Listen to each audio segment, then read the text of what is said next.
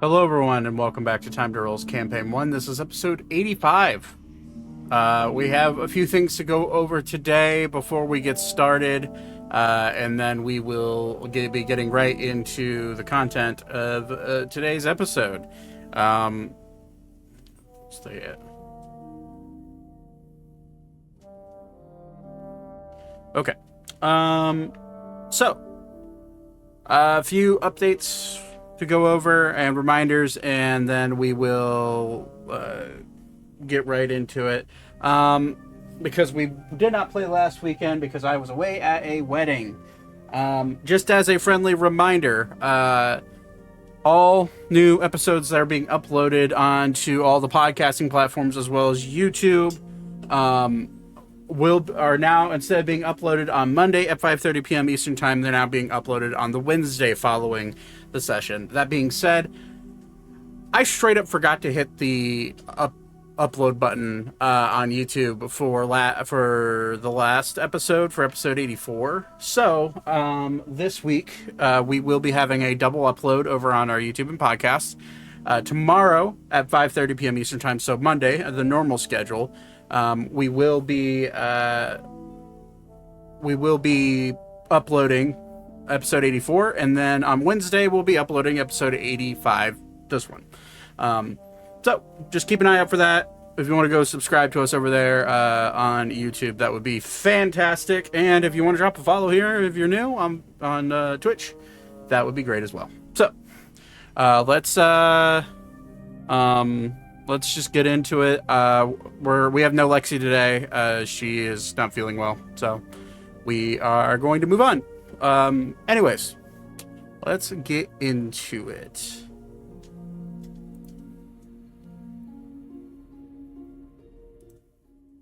Okay. All right. Actually, that's what I should do instead. You guys ready to play some D&D? I'm ready. Allegedly. Allegedly? All right. No, I'm going back home. Alexa, shut up. I didn't say Alexa. I said allegedly. Allegedly. Allegedly. Oh my god. I know I have dyslexia, but like, come on now.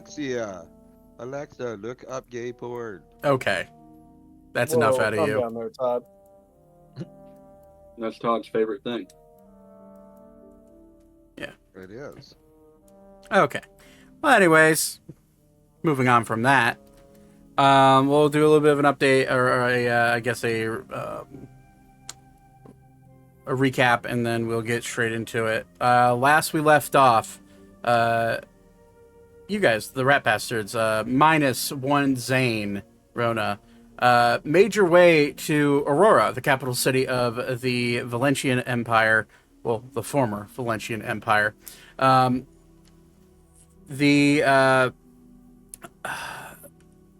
You traveled here in order to seek out and search the Great Blue Worm, Uldregos, a elder being that has sought to disguise himself as some sort of advisor to Queen Valentine here in Aurora, unbeknownst to her as far as you're concerned. You have been told on multiple occasions by Ander that Uldregos tends to frequent the Iron Mine, the Cemetery Hill, the Royal Palace, and the Scarlet Keep. You, all making your way through the city, you decide to stop in the Merchant District in order to pick up some supplies, and that is when all hell broke loose. As all things do on shopping trips for some fucking reason. Ori, you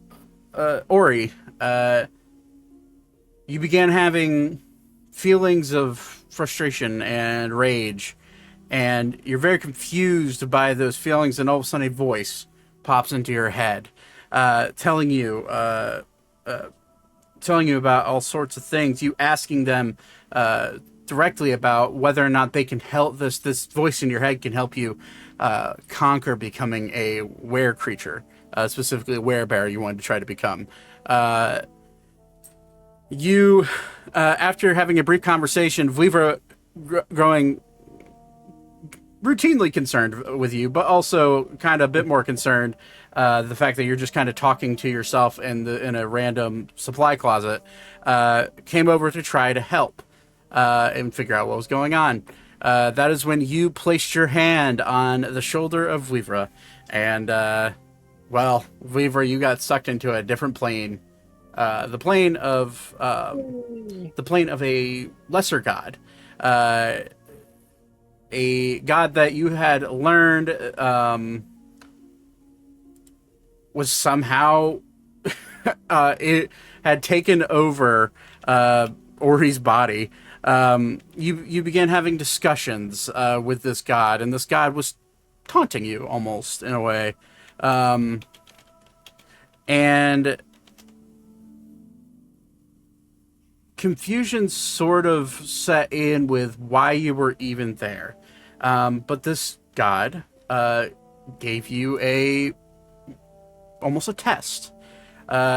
If you find this flicker of another god that he had noticed within Ori and banish it from Ori, then he would grant you your freedom. Well, you ultimately decided against that and decided to fight a lesser deity. Yep. Unfortunately for you, lesser deities being what they are, you were quickly swallowed up in a shrouded darkness that eventually withered you away back into relative consciousness in the physical realm. That is when you had learned the identity of this god, Malar, the god of the hunt. You being the only person knowing the name of this god currently, Ori being aware of his overall tendencies, but not knowing his name. You were woken up, healed, and eventually greater restored back into full consciousness, and all of you were wandering back to the Lily to get some sleep and take a long rest. That's where we left off. Were we all? I think Ori and I were gonna go on a hunt. Yeah, we're headed towards the woods. Right, that's right. Okay, yeah. Yeah, I think it was just Ori and Elka were heading off into the woods. Yeah, and I think Thaddeus. Ori, Elka, and Alara, I should say. Yeah, and I think Thaddeus was the only one that came with me heading back to the Lily. And I'm pretty sure Beep was not, or I'm pretty sure Austin, you were not here at the end of the session last week or 2 weeks I ago. was. No, you were. Yeah, he was. Oh, at the end of the session. No, you ended up No, I leaving. was. Oh, were you? Okay, I couldn't remember what is Arval doing. / Beep. Arval was just with the group. Okay. I thought, like the majority of the group, not with Beep and Elka. Or with Ori and Elka. Okay, so you also that's headed back what- to the Lily. Gotcha. Okay, Yeah. that was the point I was trying to figure out. Okay, so Ori and Elka, you are wandering off into the forest. We'll get to you in a second. Weavra, you are brought back to the Lily. You find relatively calming sleep. Not a. I'm not going to sleep yet. Oh, are you not? Okay. No, I'm doing one, possibly two things on the way back. As we're on the way back, do we pass any temples? Actually, no. On second thought, no. I don't want to do that yet. I do want to head back to the Lily first, but I want to talk to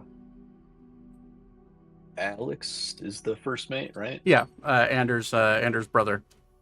Yeah. Okay. He sees you all walk onto the Lily. Most of you looking pretty all right. You, on the other hand, looking like you've just seen some. Yeah, you just look like you've seen some shit. He kind of like looks at you inquisitively. You all right? This one has been better. Okay. Alex, how...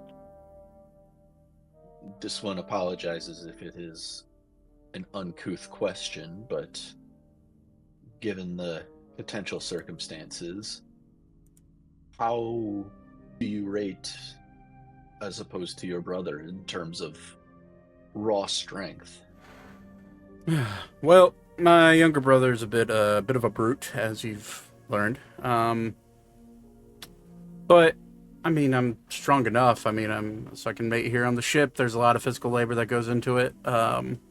My skills are more in the that of the mind, we'll say. I tend to get my brother out of trouble than using my wits and my ability to negotiate above using physical strength and just running through everything and everyone he sees. But I can throw down if I have to. Fair. This one wishes to involve as few people as possible for the moment. Okay. Therefore, unless you are a apt magic user, this one will return with his request when it becomes an appropriate time to ask.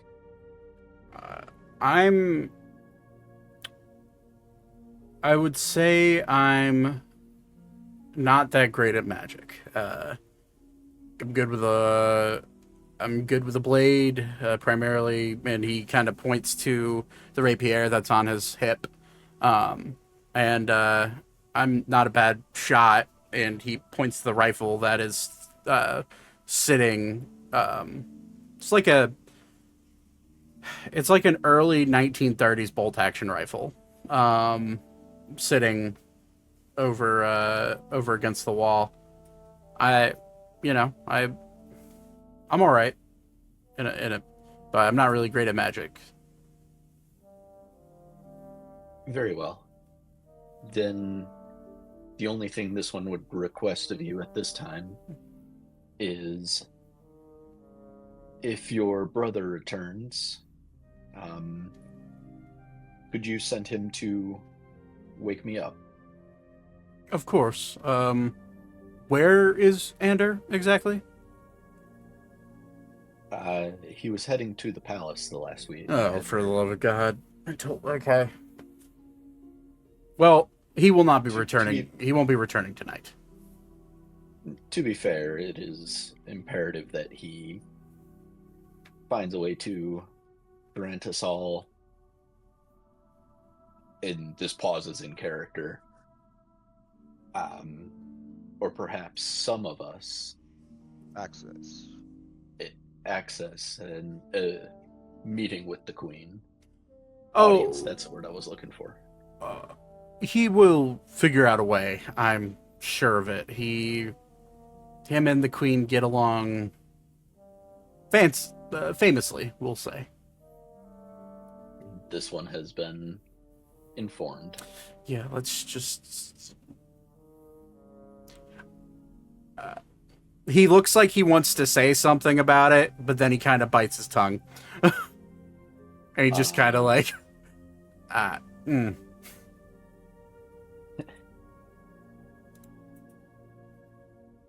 I'll kind of look at him like head tilt, like, I know you want to say something, but I'm respecting the fact that you're not going to say it. Okay. And then I'll just thank you, and then I will go and zonk the fuck out. Okay. For you specifically, this night's sleep is sound. You find yourself wandering off into a dreamland that you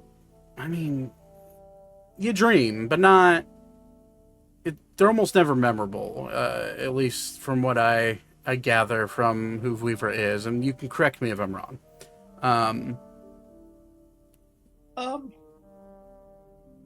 I think no more or less than the average person. Right. That's what I figured. You find yourself wandering into this dream realm of, like, remembering a lot of good things, remembering where you came from and the good moments you had there. with your adopted father. The few moments of like just actual happiness that you had, which was numbered there for sure. You remember dreaming about meeting the rest of the rat bastards and how you were wildly confused as to who these people were and why I've kind of been press ganged into joining them. exactly. You remember that, and then you remember fond moments of speaking with Ori along the shore, along the beachside The coast near Arbington. You remember just random events. You remember awakening your tree friend, and I'm blanking on his name again. Hugger, thank you. You remember awakening Hugger. And all these good memories just keep flooding in. And then as you feel yourself starting to wake up, a nightmare hits. You feel as if your body is forever falling. You think back to a time where you felt this outside of the dream realm. When you entered into the portal that in the tree. You found yourself falling forever and ever and ever. And you remember that distinct feeling of there just never being an end to it. And then when you look down, you see the mouth of Malar, this feline, wolf-like creature just starting to open, and you see his teeth getting closer and closer and closer to you. And you see just a grinning, evil smile on his face as he opens his mouth.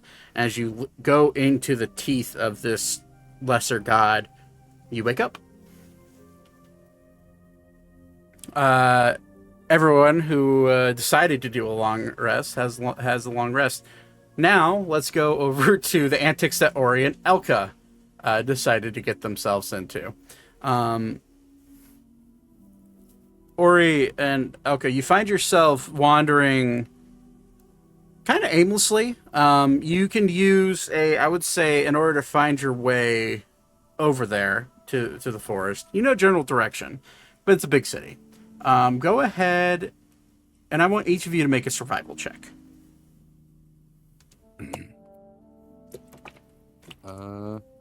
This is for directions? Yes. Like, okay, I can roll at advantage then. Okay, that's fine. I need both of you to roll. So.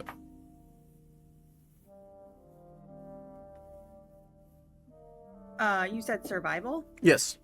I got a 14. 14. Okay. Dirty 20. Dirty 20. After walking together, you find yourself eventually finding your way to the canal that separates you in the forest. Specifically where this canal is, look on the left side of the map. You're about here. And you've noticed that there is no bridge over into the forest.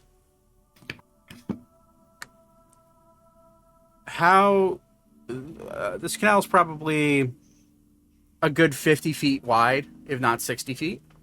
How do you, what do you want to do? How do you plan on getting over this canal? I have a ring of water walking. Okay. Can I sit on Elka's shoulders? Can I roll for strength to lift him? Okay. I would like to remind the size proportions here. Elka is a 3.5-foot Harangon, and Ori is a 10-foot tall Minotaur. Well, what's her carrying weight? Let's have Ori roll for weight. No, He's feeling a little lighter today. No, we already know his weight. I'm going to say I'll allow it, but you're going to have to make an athletics check, Elka. I couldn't be acrobatics. Because carrying someone on your shoulders who's literally 5 times your weight, 6 times your weight. How is she doing it? Well, I rolled a 16. Yeah, you try to get Ori up Try on and your. help. How do you plan on helping?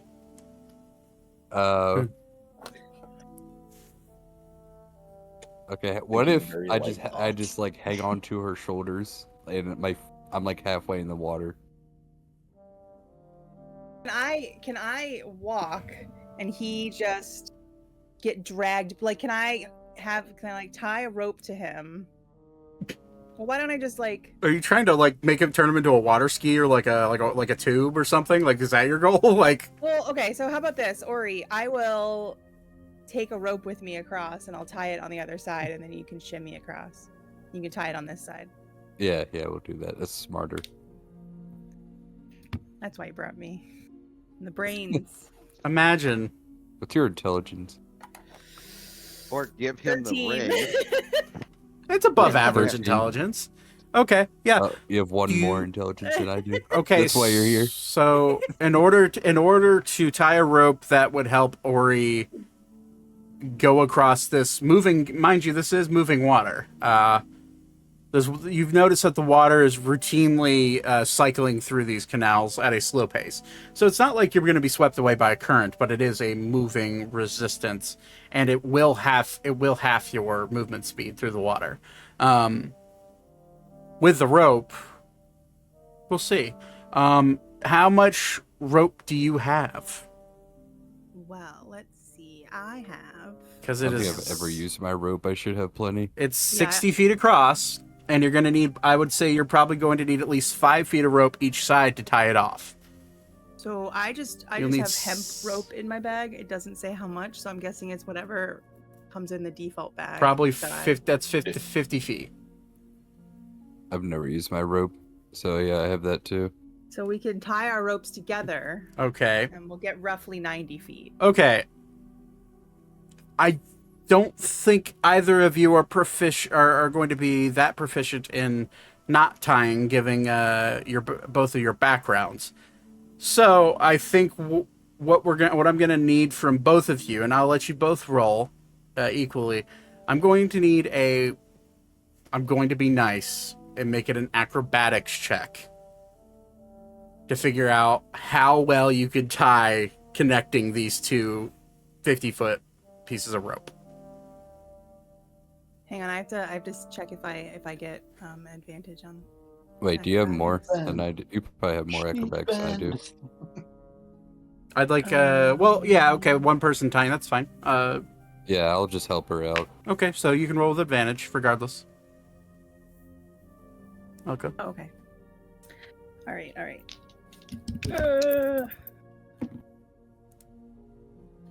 19. 19. Yeah. You've spent enough time on an airship. You've seen how lines are taut and knots are tied. Yeah, I watched those men tying knots.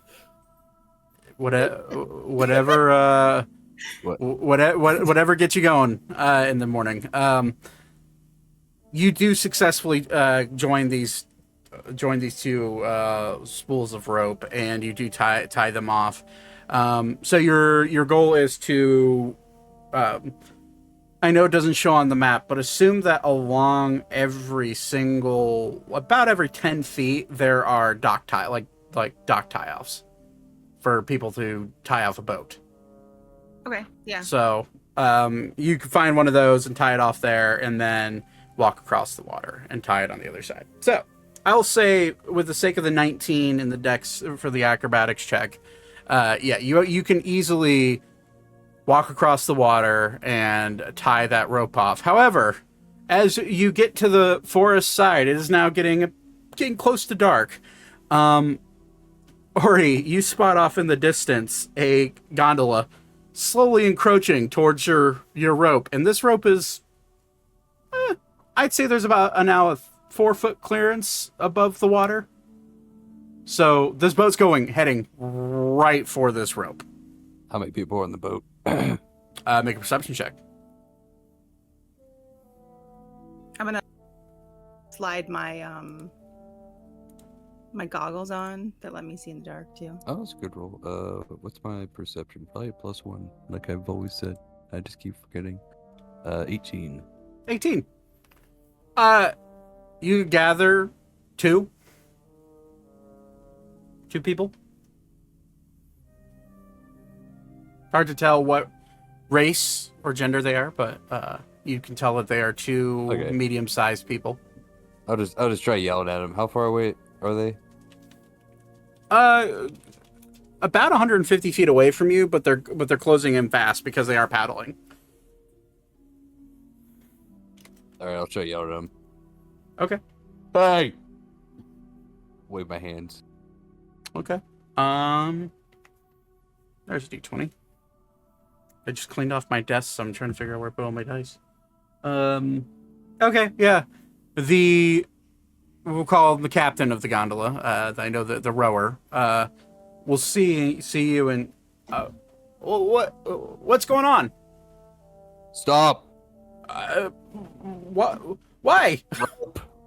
Oh, and he will squint his eyes and make another perception check.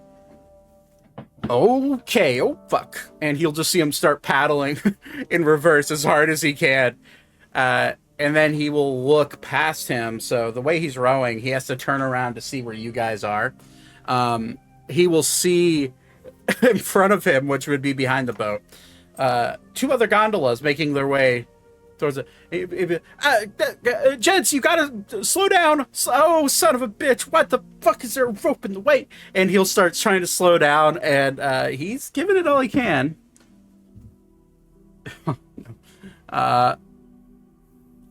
I would like, I guess, Elka, you're the one hanging on to the rope, right? As he's trying to slow down, he is slowing down, but the gondola, with the current, it's very hard to turn these gondolas. They're only intended to go in one direction through the. So I haven't tied off the other side. So if I let the rope go slack for a little bit to let that they could go over it, right? In theory, yeah. So if you wanna hold the slack out, it would just float in the water, but they would go over it. However, that will damage the integrity of the rope. Because you're basically letting a sharp edge just roll right over it. Why has a boat got a sharp edge on the bottom? Wouldn't it be a smooth edge? No, this is a gondola. This is like a canoe. It has a keel. Yeah. I know There's nothing always a about sharp boats. edge on those boats. Your gondolas are flat bottom, but They are. They are. I'm trying to help Zach here. These are. Right? This Is is it a the. gondola or is it a canoe? It's a cultural. Maybe they built it with like a. they no, wanted it's to a have, like, cultural sharp, gondola. It's a little bit different. This is my fantasy world, and I say it has a sharp edge on the front. Continue. I feel like I wouldn't know enough of Elka wouldn't know enough about boats to think about this. Ask them if they've been to Venice. Boats. So I'm just gonna let the rope go slack. Okay. Because she's not thinking about it. They're called razor butts. Go do me a favor. Roll a d6. Roll a Mousy. d6. Yeah. 5. Okay. As the first boat, not anything particular, but a boat, rolls over, you do see part of the line. It's hard to tell because it's slack in the water. It's starting to get dark.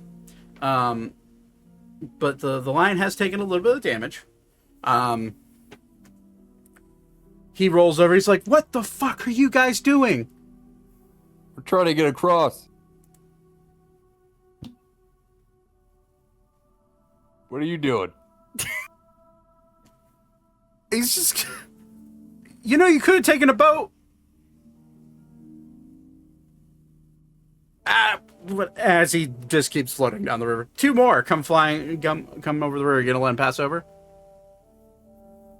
Is that all there is? Two. There's only two more. Yeah, right now. Yeah, I'll let them pass too. Okay. Roll a d4 or not a d4, d6. 6. Ori, roll d6. Oh.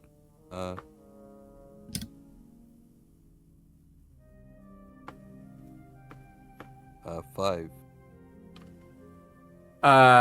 You watch the the knot that you guys tied separate. Damn it. Ugh. All right. Well, after those boats go by, I'll run back over and retie the knot. Okay, as you grab the rope out of the two sets of ropes, the ends are very frayed. You could tie them again, but the integrity of the rope will probably not take another hit from a boat. Okay. Can I put Ori into my bag of holding, but with his head sticking out, and then run across? Ori, how much do you weigh? 500 pounds? Yeah. I have a backpack of holding. Bag of holding. A baby Bjorn of holding. Wait a minute. Is this bag of holding empty? It has stuff in it, but not a ton. Like, there's some books. I have a small bag of holding that has like my rations and my healing potions and stuff.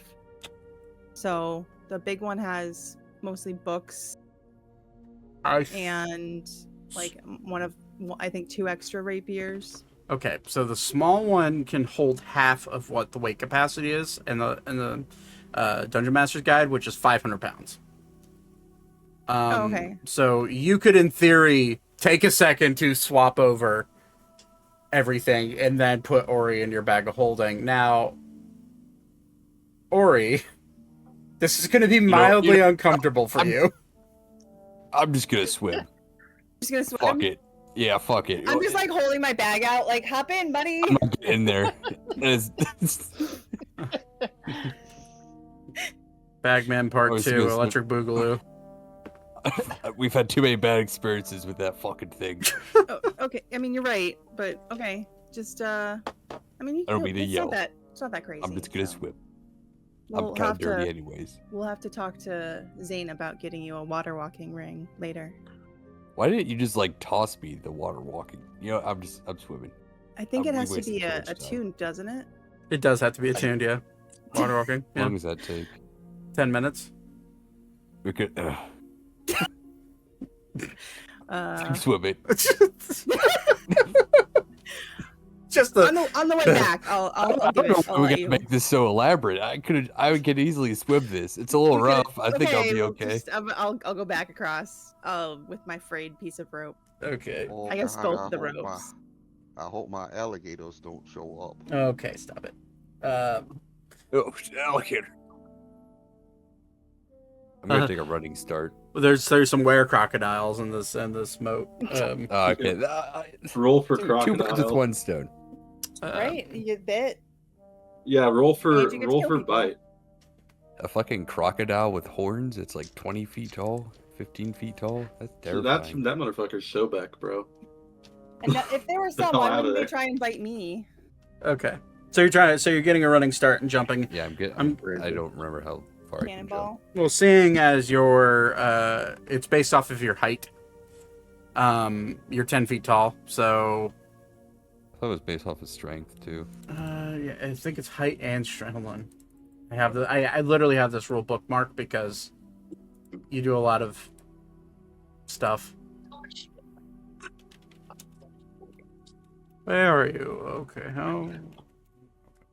A character can high jump a number of feet equal to 3 plus their strength modifier if they move at least 10 feet on foot before jumping.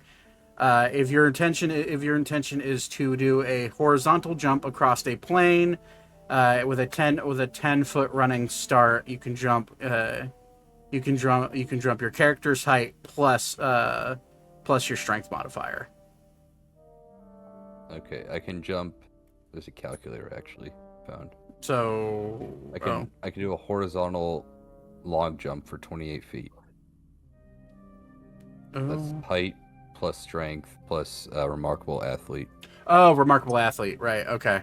Which I'm pretty. Yeah, it's there. Yeah, it's there. Okay. So 22 or 28. 28 feet. So you're basically jumping halfway across. So you're only gonna have to swim 32 feet. So go ahead when you jump, just to see if you eat shit. Roll an acrobatics check.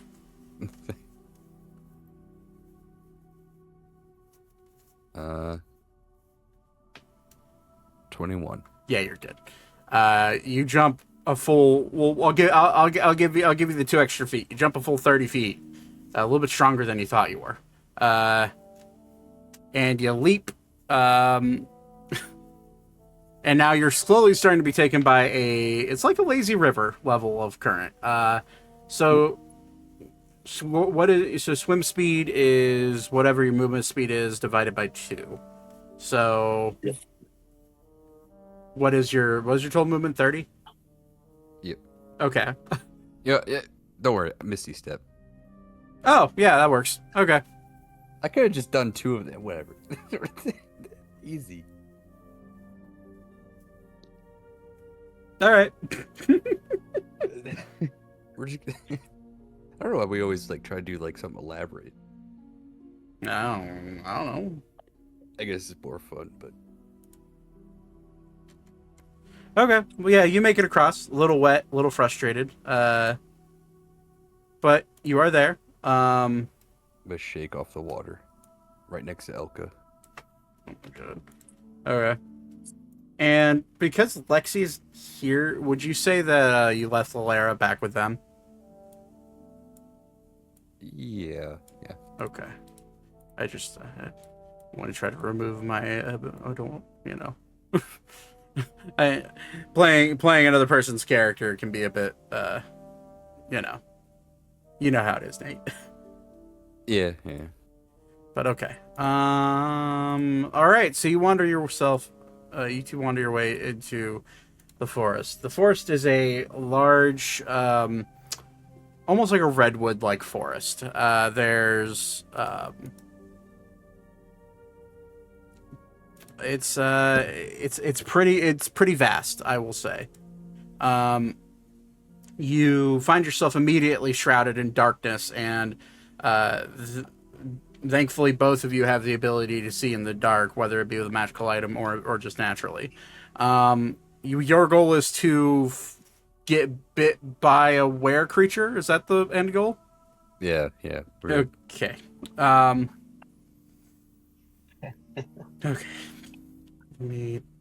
don't know why I didn't pull up Werebears stats. Are there were were octopus. squirrels? If you like, maybe. Like a were I'd rabbit? be just like the Maybe a rabbit that turns into a were rabbit. Like if I accidentally get bit. Oh man. Just be a bigger rabbit. I know. Just become. I just get You just scruffier become and slightly taller. larger. You like gain 2 inches of height. Okay. I would be so upset if that's all I got. I think you go up a size rating. So Oh, she'd so I go be small to medium. Yeah, Yeah, you go from, Finally normal sized, quote Mm. unquote. Yeah. like 8 or 9 feet if you wanted. Maybe I don't know. I can't remember where medium ends. Okay. So, just so you two are aware, this adventure will take pretty much all night. You will both gain a point of exhaustion for the next day. And depending on the outcome of your encounter with a were creature, which, trust me, there are plenty in this forest,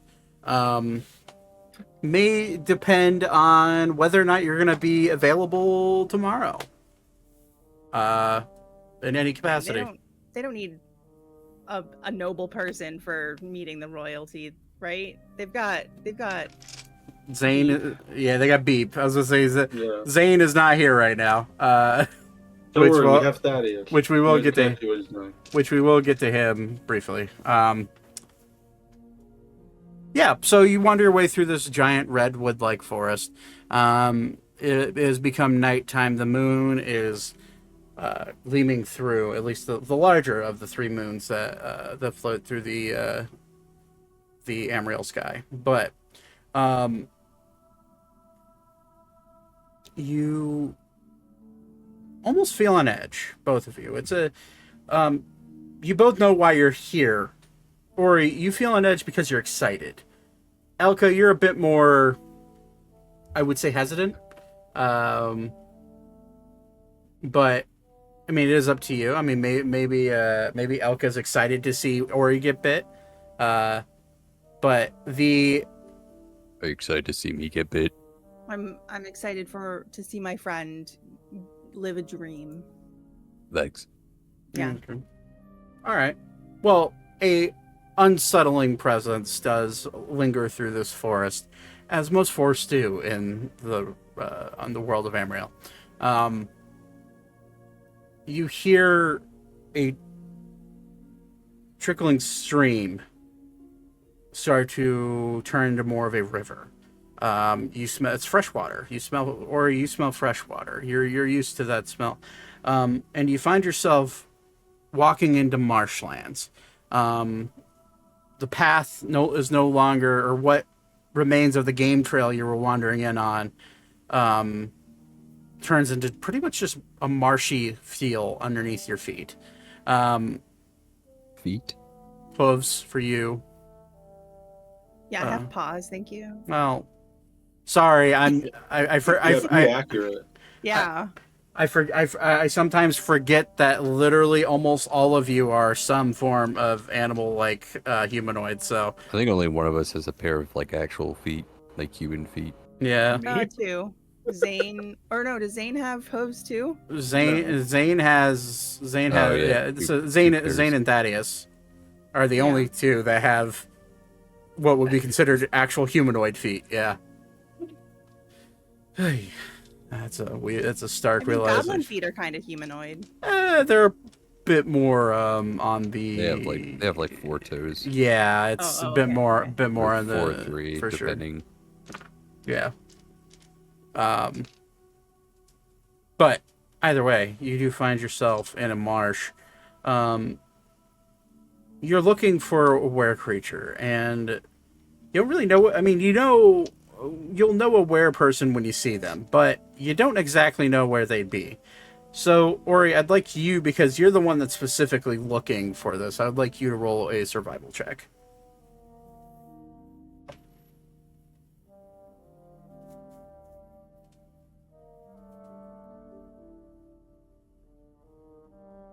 Uh, 24. 24. Okay. After wandering through this marsh, you do eventually find yourself onto a pathway. It is a red dirt pathway that leads through a bunch of, again, like tall redwood trees.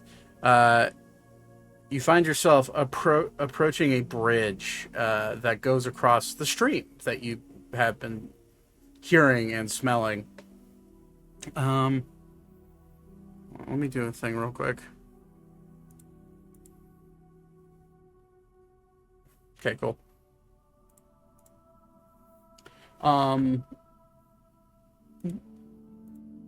The old camera froze.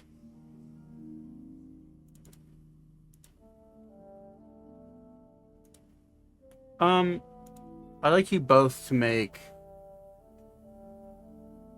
We'll go with a perception check.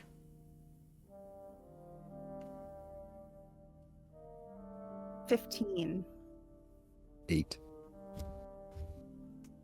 Ori, this bridge seems like a bridge. Wow. Elka, sorry. Your hair stands up on end. You are being watched. You feel it. I'm gonna hop up on Ori's shoulders and be like, something's watching us. I'm gonna take out my rapiers. Or he'll take out his axe. Okay. And What do you want to do? Do I know a direction? Like, can I feel a direction, or just like I feel someone watching us? Yeah, let's switch to the map. You two are currently obviously there. You with the 15, you can't really tell. Just feel eyes are on you. You look across the bridge, and in a brief opening, you see both of you with your passive perception. You see a shadow move incredibly fast from one side of the path to the other. I'm gonna whisper, "Ooh, he's fast." I'm getting excited. I'm like, "Ooh, or it could get quick. Like, could be quicker." Hedgehog. Like, think of the cool powers you could get. It could be a little faster. I'm gonna stow my rapiers and pull out my crossbow and fire towards like the direction that it was running towards, like in where I think it would be. Roll an attack.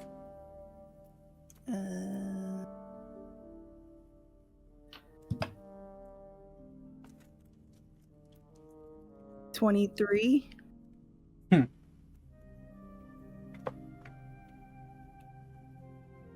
You shoot your bolt into the woods, and you hear nothing.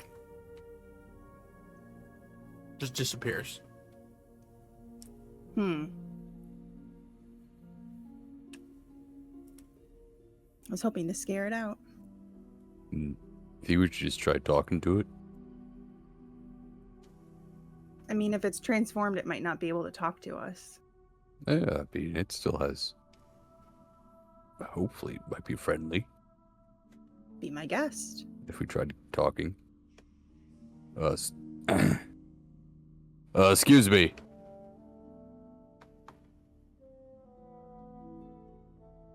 No response. We are, just traveling. We don't mean no harm.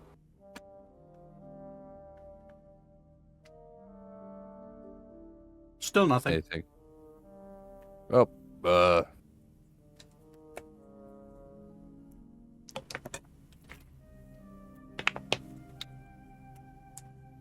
Maybe we just go closer? yeah. Fuck it. You're gonna walk across the bridge? Yeah.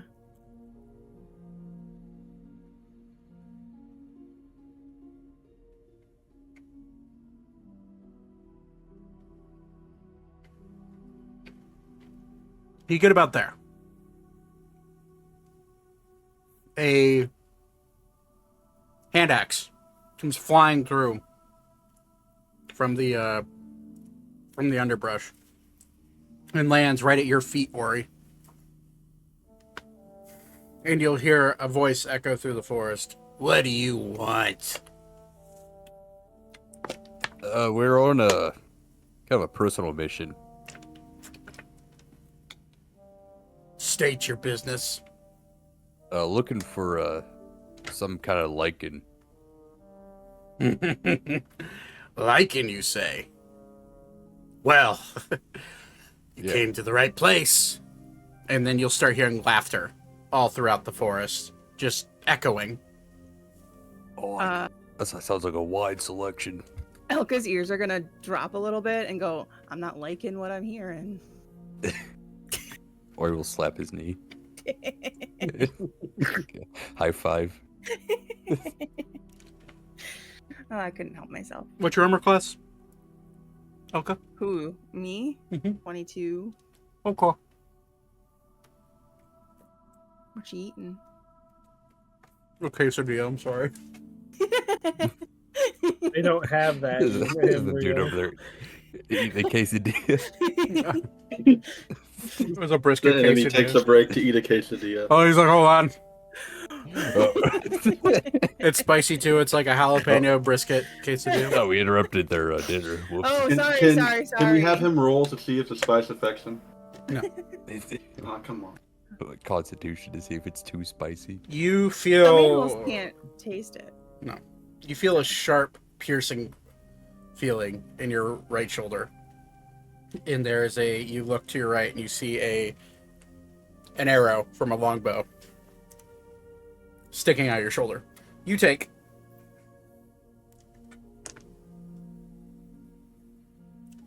13 points of piercing damage. Oh, And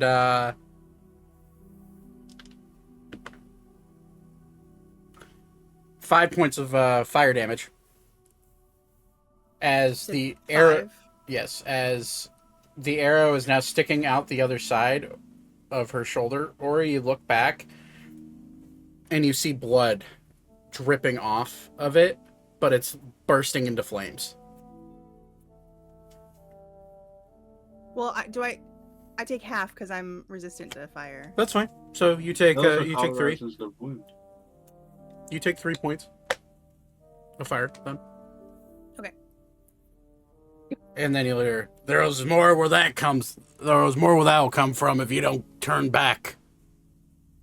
Hey, we're just here for a simple thing. We'll be out of here to very soon. Oh yeah, we have gold. Oh, don't actually. Shit, you should have said that. I have money. It's fine. Yeah, I know. We both have money. We shouldn't have said that. They don't know how much we have. Well, they will if they kill us and take it. Well, we're not gonna let them kill us.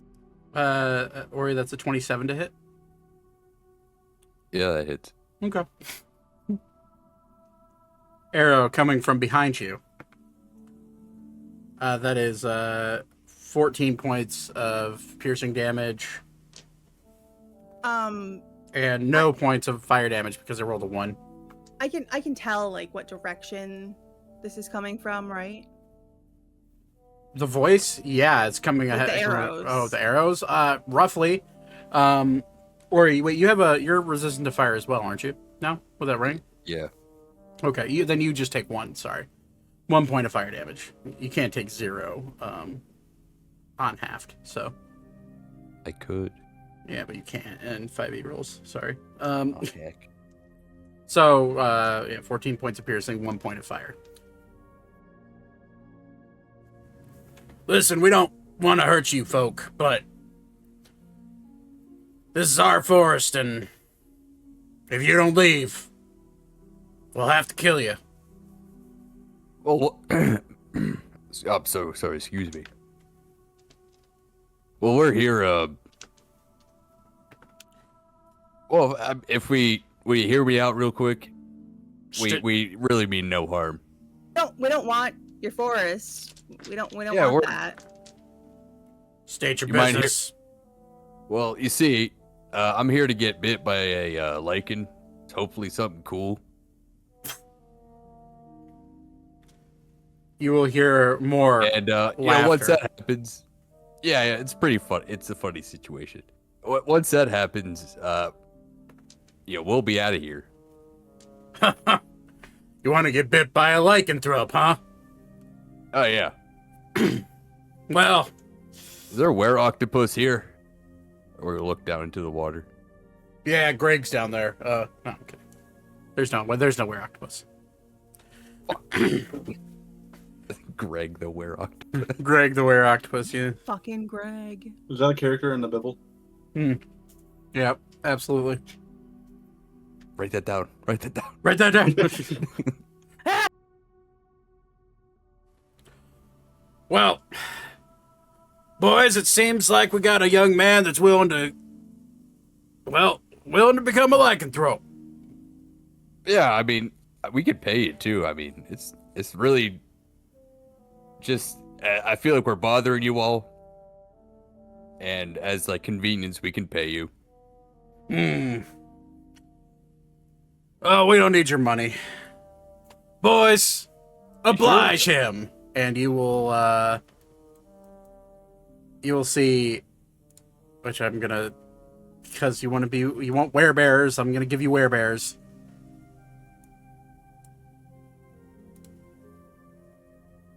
You see werebears just start flooding out of the woods.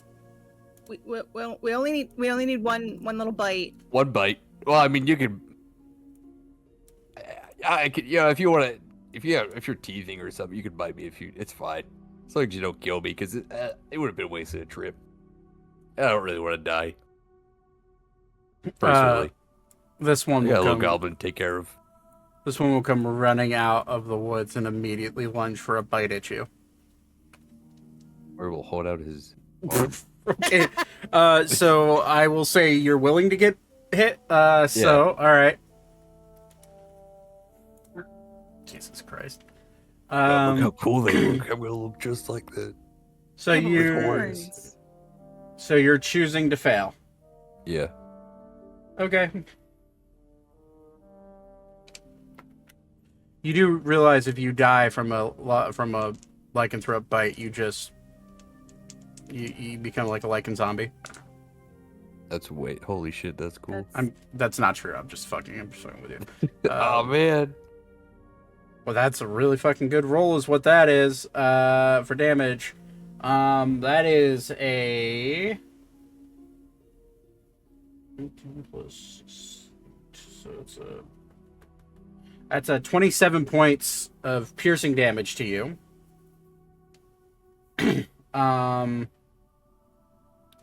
And as it bites you, it's now going to come at you with 2 claws. Whoa! All right, yeah, whatever. It's natural 20 for the first claw. Yeah, you don't have to roll for the other one. He's just gonna let him. Just fuck it. I'm gonna get the potion ready. It's a 28 for the second one. Yeah, I would like to remind you that you ran off without any of the 3 healers in the party. It's fine. That's The 2 warriors are fine. It's 29. We're stacked. 29 points of slashing damage for the first one, which is the crit, and not bad for the second one. That's 12 points of slashing damage for the second one. Okay. Elka, running up behind you. Well, in me, it's fine. Going for a bite against you. Oh boy. Oh, I wasn't here. I was just being emotional support. 24 to hit. Yeah, that hits. Okay. Go ahead and roll a Constitution saving throw. Oh, that's cocked.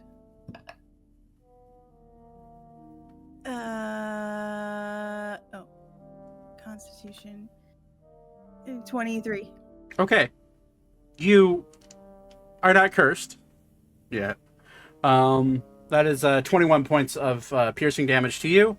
And first claw attack misses. Second claw attack is a 22.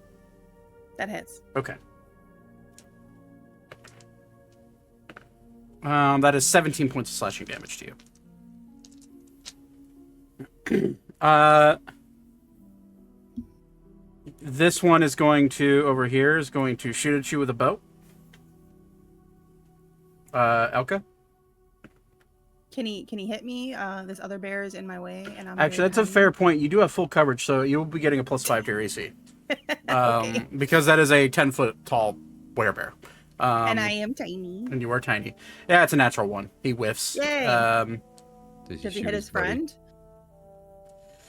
High or low? High. Low. Guys. Both. Low. We win low. Low. Okay. No, it misses his friend. It just goes wide right. Okay. Shoots the bridge rope. We all fall into the river. Drown. End of campaign.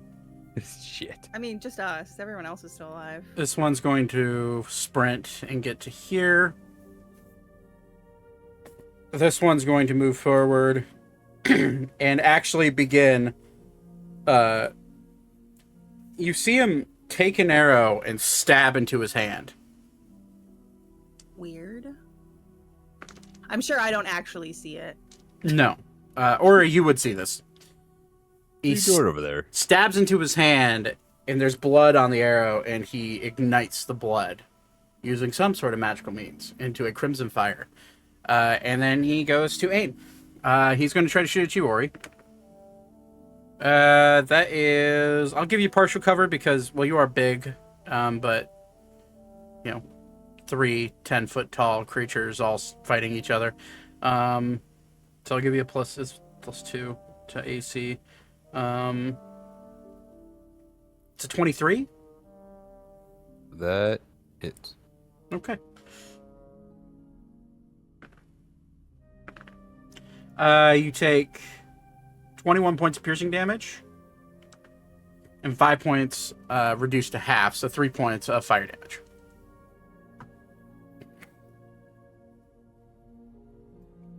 And then that is their sneak attack. Go and roll initiative.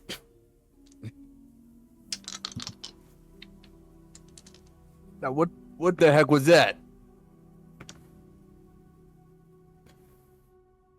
He just shrugs his It's not shoulders. very nice. Thought we had a cool thing going. 21. 21. Okay. Let me go ahead and open up the turn order real quick. Do you want me to roll to put myself on there? I got you. Okay. 23. And the bears will go together.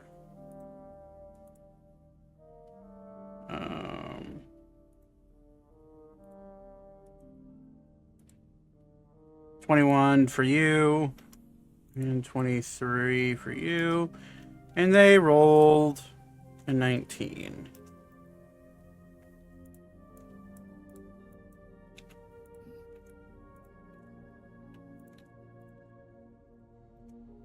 Okay. Oops. Descending. Ori, on top of your turn, you feel the pulsing beam of the moon's light coming down onto you. You feel an intense anger start to sweep over you. You look down at your hands, and your hands start to grow claws. You look down at your hooves, and your hair starts to grow and like surround your feet. Your grayish hair turns into more of a brownish gray, grizzled feeling. You feel your face start to morph into that of a bear, but you keep your horns. Okay, I still have black fur. Sure. Yeah. It's just really grizzled and puffed up. Yeah. Your face is now that of a bear, but you do keep your nose ring. I don't think he has a nose. I thought he did. Let me zoom in. Did he not? Oh, yeah, he does, I think. I can't see it. Oh, pause. No, he doesn't. Okay, I lied. You good.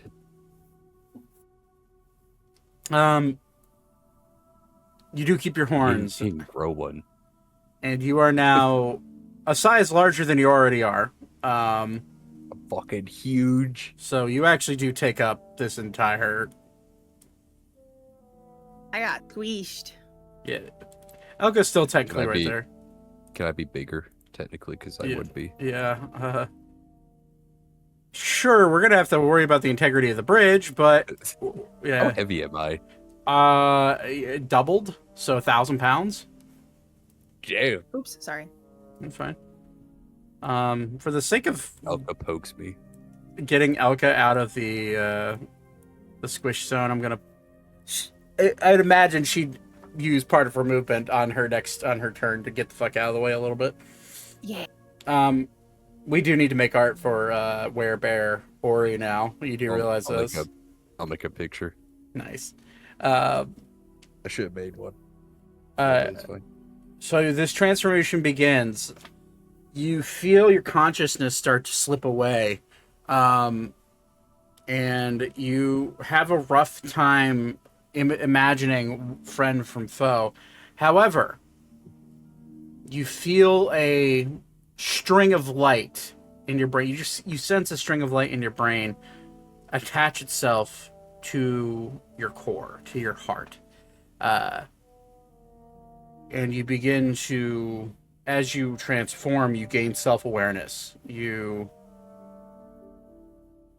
are looking around and trying to figure out what just happened. And then you hear a voice in your head. it seems that beast did not own up on his deal with you, so I'll help you out just this once. Don't go too much on our rampage, Ori. Elka, there's another voice. Oh, she can't hear me. But Ori tries to speak. Yeah, no, you are... yeah. There is when you full transform, there is no spoken language. These guys are... I mean, I don't speak bear. Wait, do you understand animals? Is that a specific language? Because if so, then I do not. Yeah, okay, druids understand animals. So, no, you don't. You just hear... They have no magic. You just hear growls. These guys, you have now figured out, are different in a different transformation than Ori. These guys are in what above board is their hybrid transformation. Ori, the transformation happens on a free action because of the moon. It is your turn. What do you want to do? You have because you have self-consciousness, you do have the ability to wield a weapon, but you are finding that trying to wield your weapon on your back in this close proximity to these werebears, with how large you have become, is not the easiest thing in the world. So you got your claws. What's my strength modifier now? Let me double check that. Lycanthropy, I believe it gives you a +1 to your strength while you're hold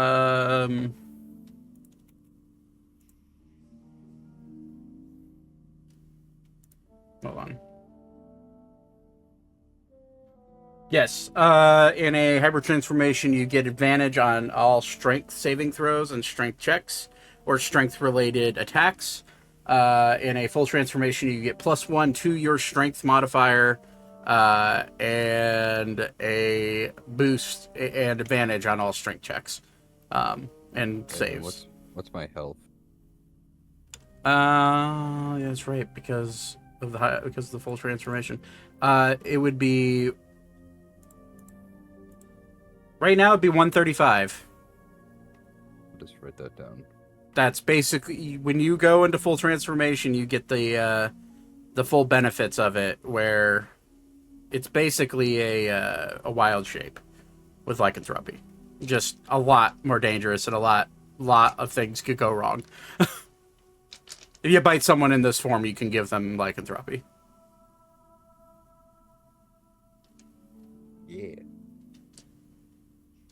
All right. I think that's it. Okay. So you have a bite attack and claw attacks, or you could choose to use your weapons, but you're finding it difficult to get them off your back right now. Okay, I'm gonna attempt to throw one into off the bridge.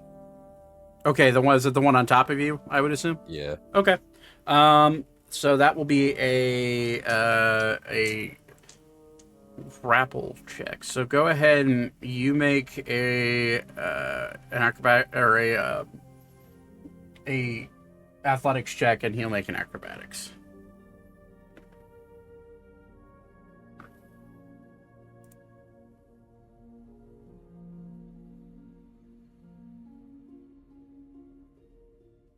That is a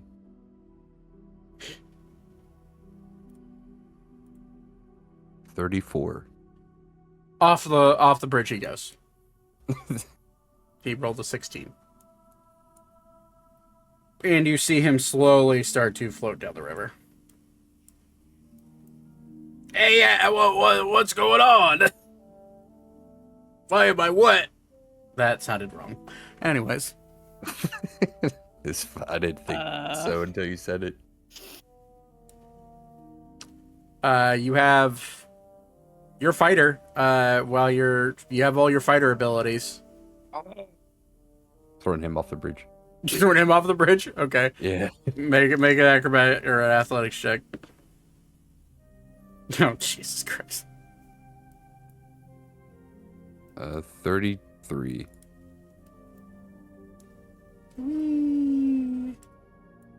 Hey, that's not how that was supposed to go. Would that be considered an attack? Yeah. Those two? Yeah. So extra attack, or is that with weapons? That's with weapons. Yeah. Oh, okay. Then I would have to do action surge to do that. Yes, you would. Then I'll do that. You're in action surge? Yeah. Because I couldn't do that otherwise. Yeah. Then I'm gonna move. Okay. My movement. It's the same as. Elka's gonna look at you and be like, "Bite me," and put her arm up. Not that it'll reach like your fucking knee now. He cannot bite you because he's already used 2 actions. God damn it! I can claw her. That won't give me lycanthropy. Bonus action. I don't know. No. All right. That would just 5, do damage. 10. Yo, whoa, Rod. If I could do everything I could do, I'm misty stepping. Let me double check that. Well, because you have full control. If you're hybrid, you could normally, but because I can't do it. Oh, that'd be so neat. Yeah, full transformations. It clearly states that you cannot use magic. Oh man. Yeah, that's the one. That's like the one thing with Alistair in your campaign that it's like, well, if I go full transformation, I can't use magic as a wizard, and it's a little like oof. But what is it? 5, 10, 15. Oh. I can barely see these squares.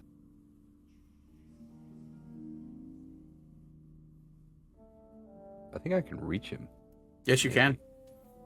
You are doubled in size. reach? You are 20 feet, so you're normally at 15 with your glaive. I would say 15 with your arms.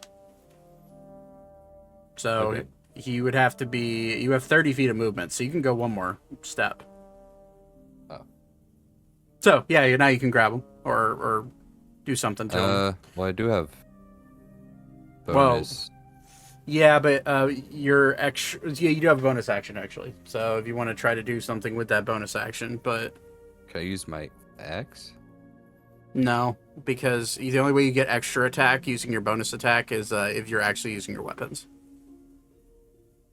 Well, I'm saying because Oh, you get I was offhanded. two-handing. Yeah, you get offhanded. since I've been offhanding my weapons anyway. Yeah, I would allow you to offhand a bonus a bonus action. Okay. Like so, just a claw attack. It's been so long since combat. I think. Do I get 2 bonus actions with action surge? No, just you only get 1 per Okay, turn. so Yeah. action. So roll the hit for him then. Which your plus would be your strength modifier, which is now probably +7 with the +1. Well, it would the hit would go into the axe, right? So that'd be a Oh, you're using your axe. Okay, yeah. yeah. That'd So be a whatever plus your 14. Yeah.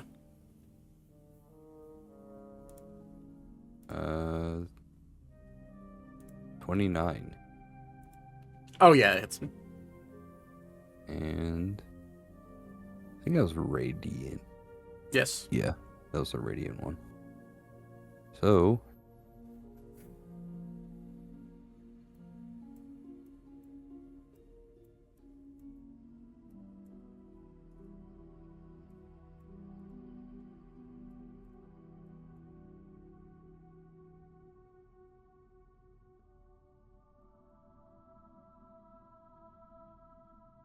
that is a +7.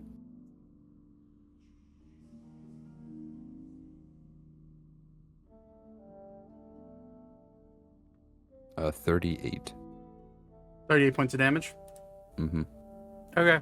How much radiant? Because that does matter. 3. 3. Okay. So 35 divided by 2. That's okay. You do notice that the actual sharp edge of the axe doesn't damage him nearly as much as you thought it would. Oh yeah, that's right. Mm-hmm. Oh, that's for me too, though. Mm-hmm. Oh. Mm-hmm. You're very lucky I'm letting you do this, but I thought it would be funny. It is pretty funny. Okay. I think it's That's about all you can do. Elka, what do you want to do? You got two bears floating down the river that are like looking back like, what the fuck just happened? And you got 2 with bows in their hands right now over here. And very scary looking Ori at the end of the bridge.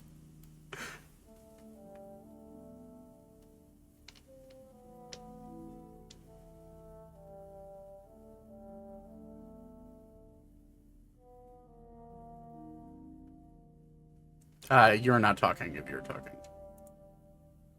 Helps if I unmute. I said I'm not scared of Ori. But I'm gonna cast Fireball. Okay. It's a dex save for both of them, which is just 20 a flat foot radius. So oh yeah, that'll hit both. Yeah. That's yeah. No. Okay. Go ahead and roll damage. Let's see. 8d6 fired. I'm just gonna click this because I don't feel like I don't have that many to roll. That's a really fucking good roll. I got 4 6s and 2 5s. And 3 and 2. Yeah, that's a really, really good roll. Yeah, I mean that's a natural 1 and a natural 9, which they don't have any bonuses for dex. So, yeah. Oh, hold on. Maybe these do because they're different. Because there's 2 types of werebears, 2 werebear tokens. Oh no, these do have a slight dex boost. Yeah, no, they're getting fried. Sorry, I was trying to draw. Yeah, I saw. Okay. Yeah, no, they're both getting crispified a little bit. They're not dead, but that hurt for sure. Okay, that's it. Okay. It's now the werebear's turn. Oh, you know what? I'm gonna actually move back 1, 2, 3. That's fine. Yeah. This werebear is going to be like,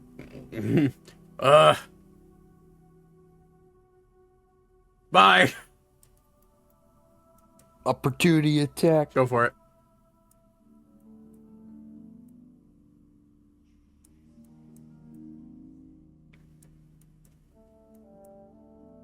$19. That hits.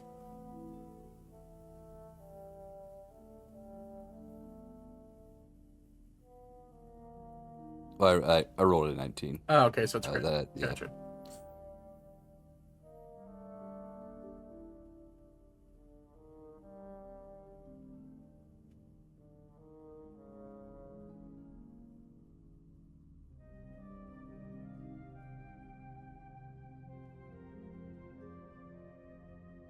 Uh, 81. He's still alive. Oh, heck.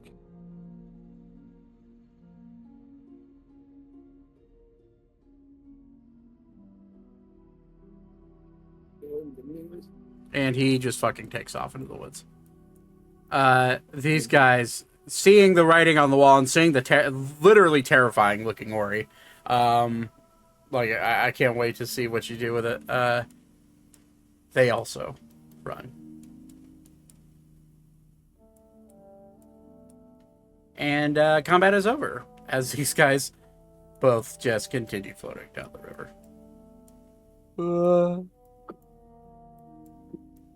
So, Ori, so I will say, for the sake of control that you have, you remain having your consciousness and like your ability to tell friend from foe. You're basically in the same way that Alistair is in your campaign, where you're just full transformed. And the only way you could switch back is if you have 8 a long rest alone. So, what do you want to do? Although I don't think you would know this quite yet. I can make a history check. I'll allow it. Since I am from this place. Not this place directly, but... Yeah, you could. I would allow that. Game mechanics wise, though. That's the only way you can change back into your normal form. That is a 18. Yeah, unfortunately, you've heard about lycanthropes, and you know enough that if you get bit, you turn into one, or that's what's rumored. However, unfortunately, you do not have any knowledge of any of the intricacies that come with becoming infected with a curse. You just know you're a big, scary werebear now. That you have full thoughts to your, like, you could think like you're thinking like Ori normally is, but whenever you try to speak, only bear noises come out. Elka's gonna like look up at Ori and be like, hey, buddy. Ori will wave. Oh. How's it feel? Ori will give a thumbs up. A paw, thumb. Do you want to bite me too? Ori will shake his head. Yes or no? Yeah, what? I'm assuming. Or shake. Nod or... Not a nod, a shake, like back and forth, as in no. No. Ori's gonna write in the dirt with his stick. That's acceptable. I'll allow it. Oh, thank God. Ori remembered to use his stick. I didn't know you could write. He'll write. I can read it, or I can read and write in Common and Minotaur. Thank you. He'll write in too dangerous. Elka will pout a little bit. It's fine. Kind of hard to read because you're not used to writing with the big paws. Can I make a sleight of hand check? I will allow sleight of hand check. Yes. Nat one. Yeah, no. It looks like scribble, but you can. You do gather the word dangerous. It's a bit hard to read, but you kind of gather what he's trying to say. All right. Elka will nod and be like, "All right, fine, understandable. Let's head back before they realize we're missing." You're lucky that the one person that really worries about everybody is just conked out right now. He'll have plenty of time to worry. Or we'll hold out his big paw to Elka to see if she wants to round his back. Oh, hell yeah, I do. You get to be tall. How tall are you in this form? 20 feet. Is it 20 feet? Mm-hmm. You're double your height. It's double. Okay, so I'm yeah. Elka's just gonna like hold on to one of your horns, but then put her other arm up to like touch all the leaves on the trees. And off you go. So you trying to return back into town? I don't know if that's a good idea. Didn't think about that. Well, I mean, I could just tell them that you're my familiar, right? That's a terrifying fucking looking familiar, man. Or he's gonna get on all fours. Yeah, I'll just ride on his back. He is my familiar now. Kind of stupid. Okay. I'll allow it. Okay, so you do... oh god, this is gonna go great. Drag all of y'all over here.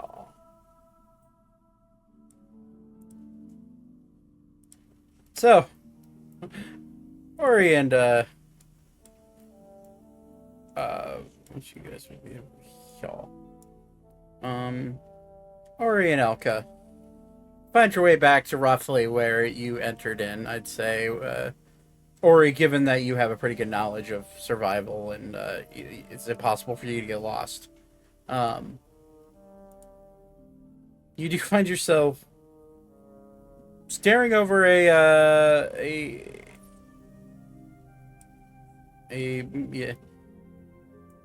canal.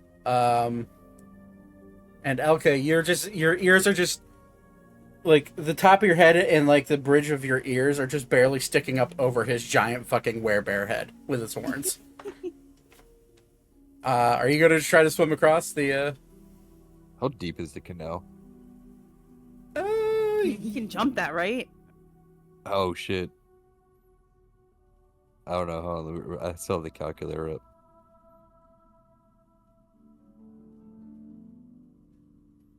I can jump 31 feet. Yeah, you could with a swim. Long jump. You could probably swim it. Or he's gonna do a long jump first, because it's cool. Okay. I'll go make an acrobatics check. Okay.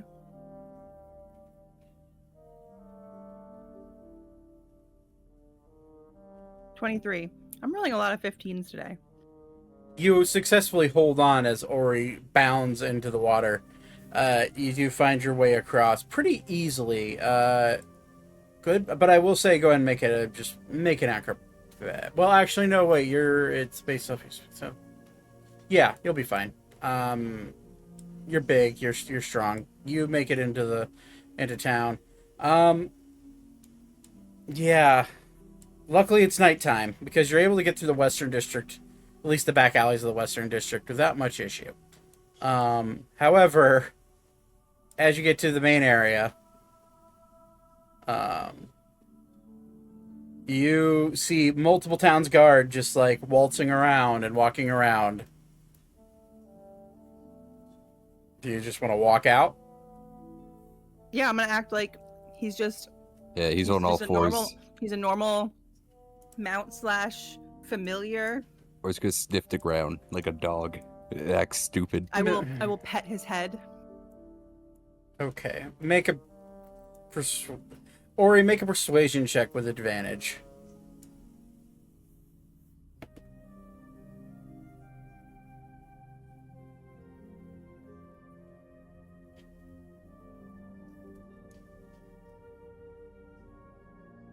Oh, hell yeah. That is a 23. 23. You walk through, you get some stairs. Ori is rightfully terrifying. Yeah, these pictures I'm making are fucking horrifying. But you do waltz your way past the Merchant District without much issue on that persuasion check. And then you get to the bridge near the Royal Palace. And 2 royal guards see you and immediately draw their spears. They're like, what the fuck are you? I'm gonna pop my head up a little so they can hopefully see me and just wave and go, hi, I'm Elka Burning Heart. I'm with the a delegation with the there were others here, I think. With us. What? Or you will bark. Both of you make a persuasion check. You don't get advantage. You both need to make one because they're separate.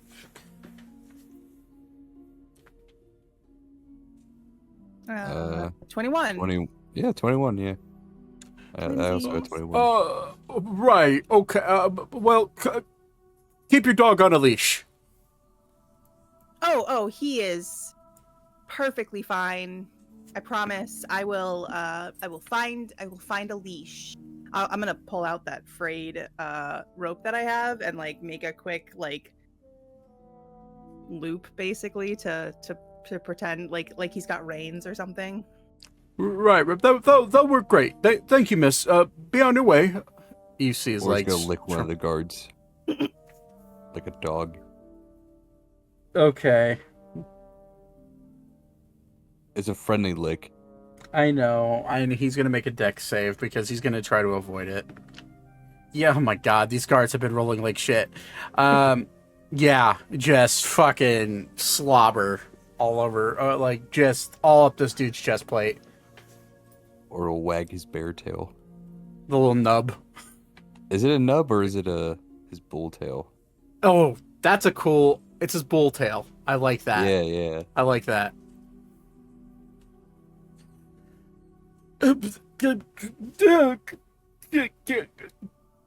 Move on wherever you're going, Miss. I'm gonna like pat the side of his the side of his shoulder or whatever I can reach, and be like, all right, let's keep going. Ori, good dog, good pet. The other guard just looks at the one that just got elected. I don't think that was a dog. It looked like one to me, man. I don't know. He rolled a nat one on his on his insight. And you will make it to the Wandering War for that much issue. Back to the Lily, however, once you get to the Lily, you find that the plank to make your way onto the ship is definitely not going to hold Ori's weight. Jump up there, right? Ori will jump. Christ. It's gonna be like, up, boy, up. Constitution save for the deck of the ship. Okay, that is a failure, so that takes... Nate, no. Nate, roll me 4d12. 4d12. Mm-hmm.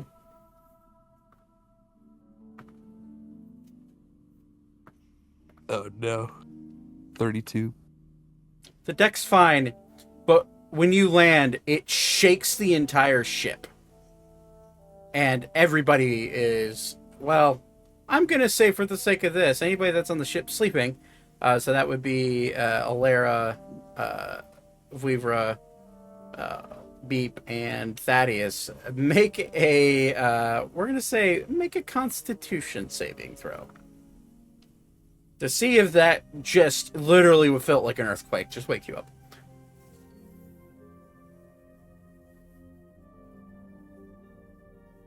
You said Constitution save? Yeah. All right. Oh, there we go. I just lost. I nat one. Okay. Nice. I think the world is ending. There is a tsunami about to kill He us. has just latched on to the ceiling of his room. It's not even raining. The claws have dug in. There's a tsunami! Yeah.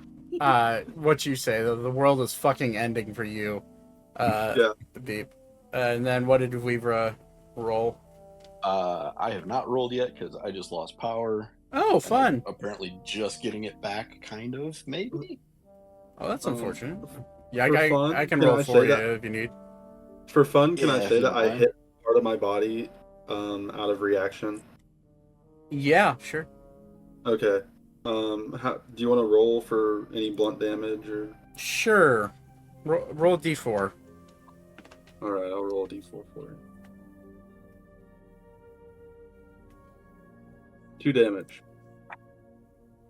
Yeah, you get it's like you know those giant inflatable like pillows you put on lakes? Yeah. And you know like so when Ori lands on the ship and rocks it, you get flung out of your bunk and your head hits the top of your bunk and then you land on the ground taking 2 points of bludgeoning damage. I'm gonna have Beep like go up. Are there any pillars nearby, or like anything? He's going to clamber to it. Like he's just gonna attach himself to it and say nothing. He's just like completely in fear. All of you are woken up by this. Thaddeus and Vuivra, not it jolts you awake, but not to the point where you're knocked out of your bed. It's more of like, what the fuck was that type of deal. If you Unless anybody comes running for wherever I am, are we in a like a bunk area, or is it like separate cabins? These are they're separate cabins, but they have the cabins have 4 bunks in them each. So so the bunk the room you're in would probably be the same as probably as same as like Vlivra, or not Vlivra, your Vlivra, fucking Arval. Beep. Okay, so if I'm in the same cabin as Arval and Arval hit the ceiling and came back down, then I actually probably would be forced to move at that point with my 1 HP. Okay. Yeah, I would say you would wake up and immediately see just beep on the ground. Probably pissed off. Arval, what has happened? Didn't you feel it? There was an earthquake. But we are on a ship. A tsunami. There was an act of the gods. Did you not feel the shaking? It did wake this one up. That's Ori walking on the top deck. Out. Well, I don't know. But I didn't like it. Where's Get going my to head go on below it. deck? You cannot fit below deck in this Where's form. going to poke his head through the entranceway? Alex will wake up from his chambers, which are right next to, which are connected to the captain's quarters, and he'll like poke his head out. Can we roll for intimidation? Would that scare him? Or he's not trying to scare anyone. No, Alex has seen a lot of shit, and he will roll an insight check. Yeah, okay. He'll like look. What in the hell? And you'll see Elka, and he's like half awake. And he'll like look over at Elka. What? Do I? Don't worry. It's Ori. I gathered. And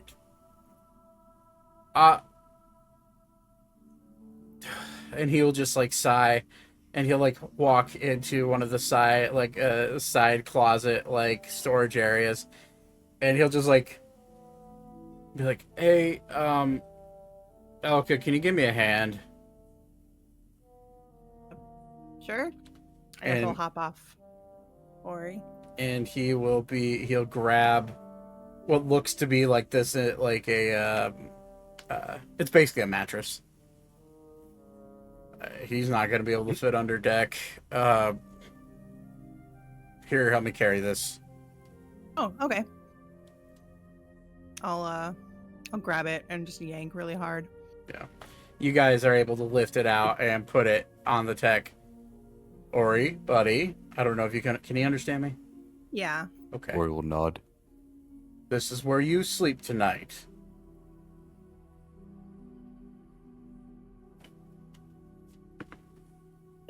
Or look at the mattress. Nod. Okay. I will tell the crew not to wander above deck until morning. Go to sleep.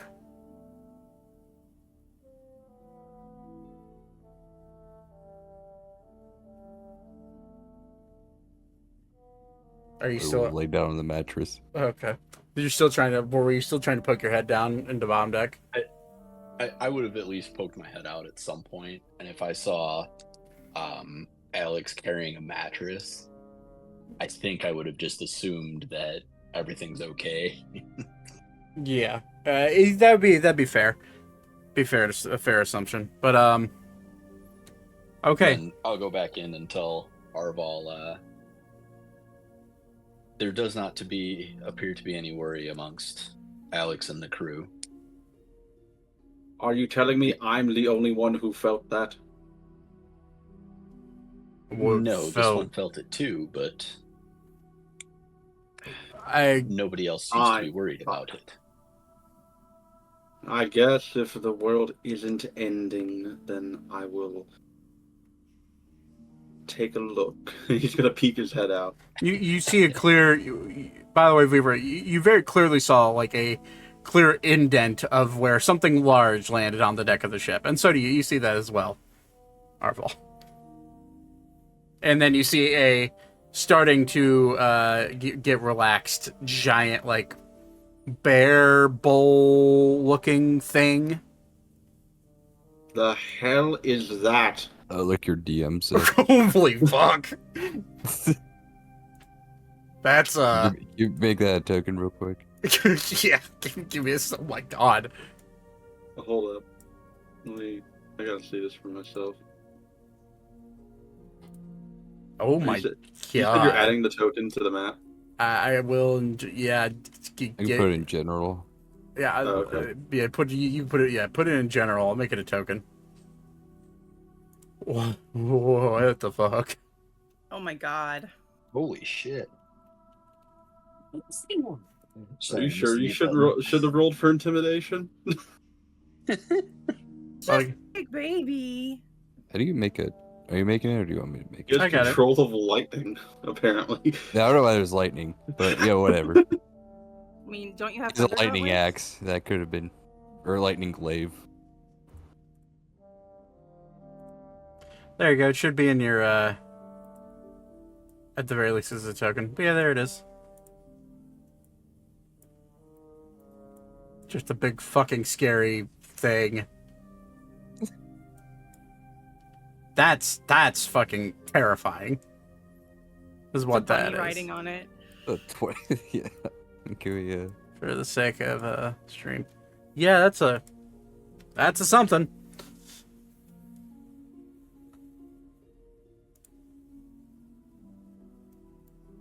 Jesus. But okay. Yeah, Beep just peeps his head out and he's like, "The hell is that?" Alex will Ori will wave. It's Ori. I don't know what happened to him. I can't talk. Beep's just gonna walk out, approach him, and be like, "Ori, you got a haircut, didn't you? It looks good." Ori's gonna lick Beep. Oh, don't do that. I'm not into that. And then he's just gonna back up. I'm not into that, he says. He's 20 feet tall, by the way, so he's fucking huge. The biggest. I think you might be the size of his head. Yeah, that would be accurate, actually. Now would be a great time for you to go into the royal palace and meet the queen. Technically, her guards saw us. Exactly. Nod and get up and walk. No. That would be a wonderful time. It's sleep time. We can see if we can find Anda in the middle of the act. We should let them finish. Alex, just like... I don't know. I think it'd be funny if Ori was to interject in his current form. Alex fucking dry heaves and walks back into his room. Can you imagine how funny it would be if a 20-foot tall bull thing walks into a room in the middle of their action? That'd scare the hell out of them. I'd love it. You'll hear yelling from, or like a shout from Alex's corridor or Alex's room. My stupid brother would try to fight him. No. He would lose. You'll hear nothing more.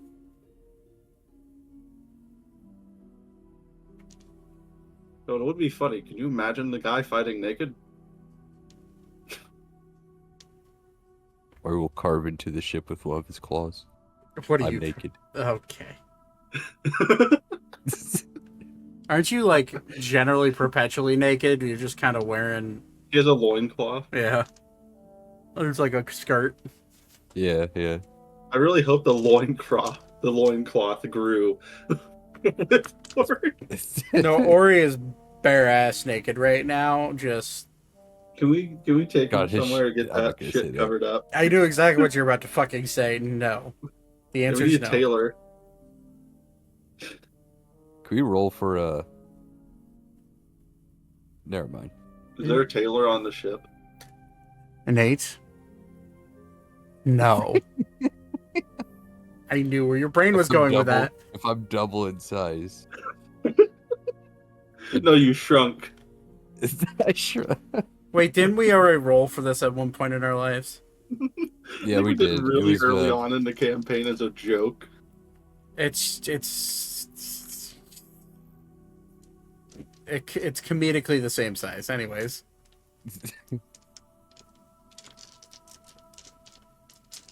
All right. Anyways, you guys go down for a rest. I'm going to hop over to Zane briefly because. Do we get a short rest after that, or? I would say if you choose to sleep in, you would get your long rest, actually, because you didn't. I intended for that fight to go a lot better than it did, and then. So we don't get the exhaustion level? Correct. Yeah. Yeah. All right, I'm sleeping in. Here. Sleeping in. Zane. Yes. Time is a weird soup with this. Time is a weird soup. Because you have like another 7 days or so until you get to Aurora. I guess for the sake of until I get like, is there anything that you would like to do during your travels other than making stuff? Not you really. would want to do? Just, I mean, I would get into like a travel thing again, but don't have. I mean, I guess I could use an old table, but I don't have. So there. I mean, I'm just gonna focus on making shit and relaxing. You said I have 7 days. Yeah. Let me go see what we got left to make. 3 of those.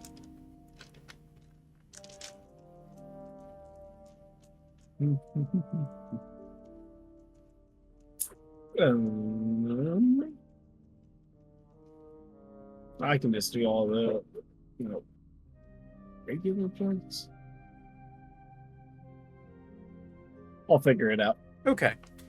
It's the only problem with splitting up is that it does cause one person to just kind of listen to everything else while they're traveling. I knew the risks when I was doing it. All right. So. I just wanted to make sure. Perfect. I have exactly 7 things to make. So okay. So, with the command of Alex telling the crew members not to go above deck until 8 hours are up, because he does know of the side effects of lycanthropy, you can ask. I would say ask him about it if you get the inkling.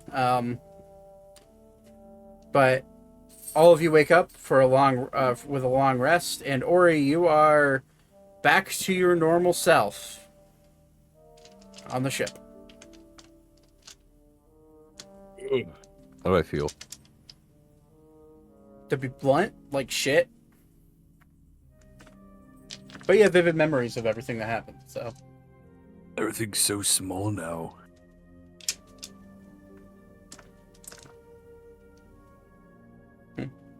Alex will wander out of his room. Well, it's good to see you back into your normal getup, Ori. Thanks, it was fun. I would do that a lot. Okay, fair warning. When you happen to go into that transformation, that one, the one that you're in last night, if you'd like to turn back, you gotta spend 8 hours alone. Whatever. I'll just sleep. That's generally what people do, yes. I have a bit of history with this particular curse. So, Oh, are you a Are we cousins? Are we cousins now? No. Brothers? You a Lycan? No. You can tell me. I never was. Oh. Someone be? No. I can do that now. Somebody who's close to me was a Lycan. We had to have the curse removed eventually. He gained it through not great means, I'd say. Oh. Sounds like a rough experience.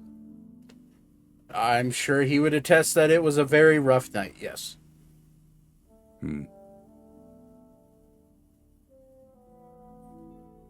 Well, with me, you don't have to worry. He cracks like a little laughing grin as he says that. I don't. Can I roll insight? Yeah, you can. Can I interpret what that means?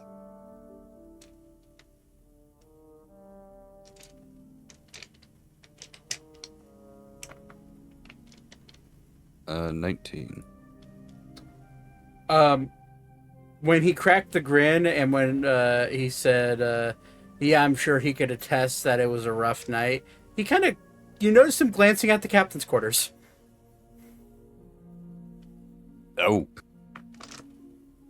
Oh.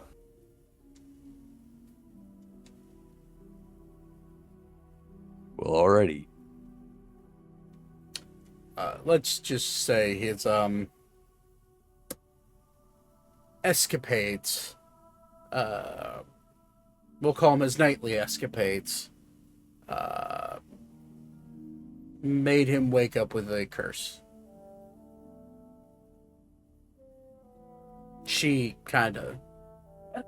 Oh. Yeah. Yeah. That's awkward.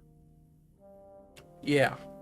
Imagine he'll laugh again. Like he can't keep a straight face. It is pretty funny.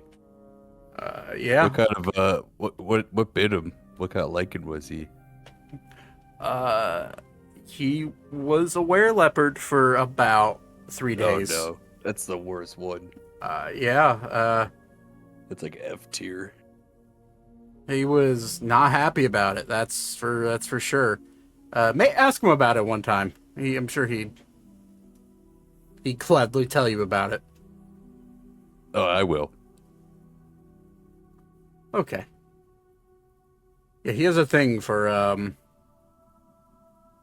Yeah, he's a bit of a freak. Dangerous women, we'll say. Same. I have a crush on a giant spider.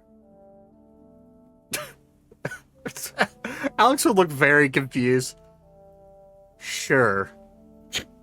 No, yeah, it's true. She's real. Right, yeah. No, I think Andrew told me about that one.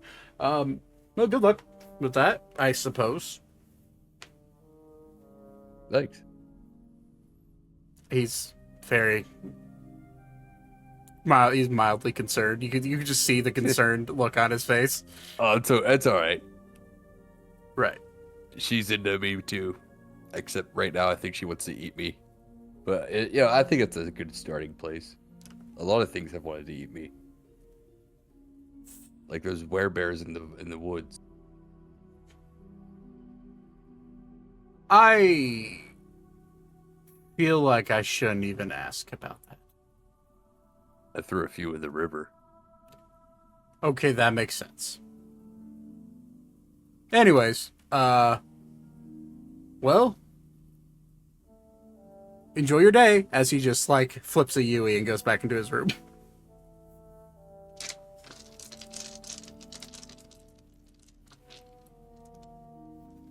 Okay. Well, it's the next day. Originally, your guys' goal was to go find Uldregos somewhere, but you have basically, which I guess for Zane's sake, you've wasted a whole day, and that's not that bad. What's the plan today, guys? What do you guys want to do?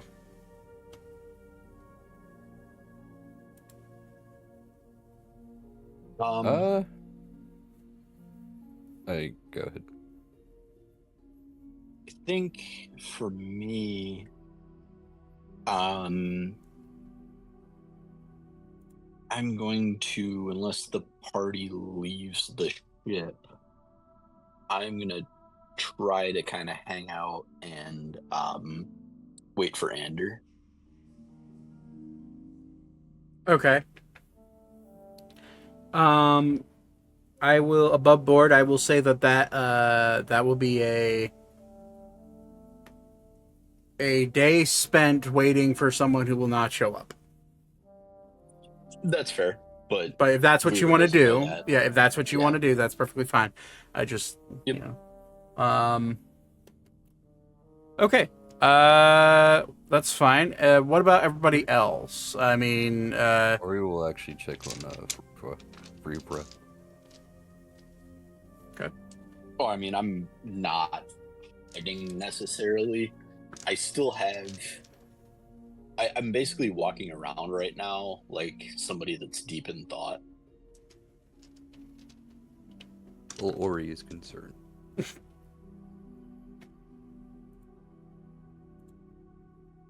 Elka would like to go talk to Ori now that she can probably understand him. Probably. Probably.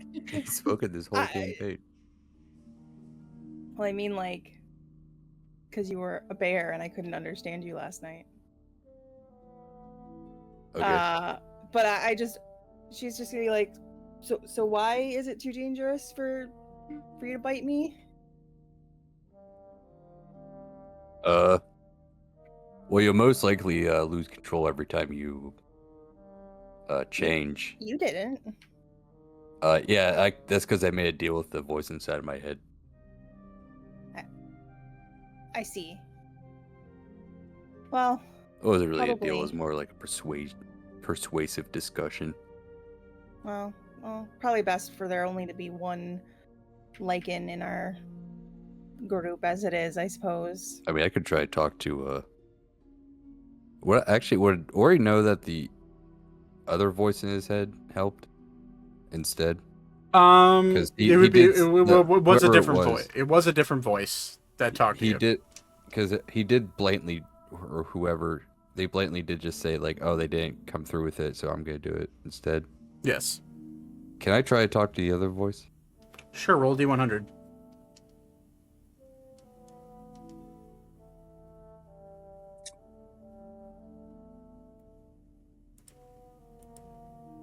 Uh, 72. What are you trying to say to them? Excuse me, other voice. Hopefully not another, I have a question, if you're there. A humble question. Also, thanks for, coming through last night. Real clutch. You will hear... I suppose you are more in tune with the divine than I anticipated. Oh, well. Hello. So what is your question? My friend here, Elka, wishes to be a werebear as well.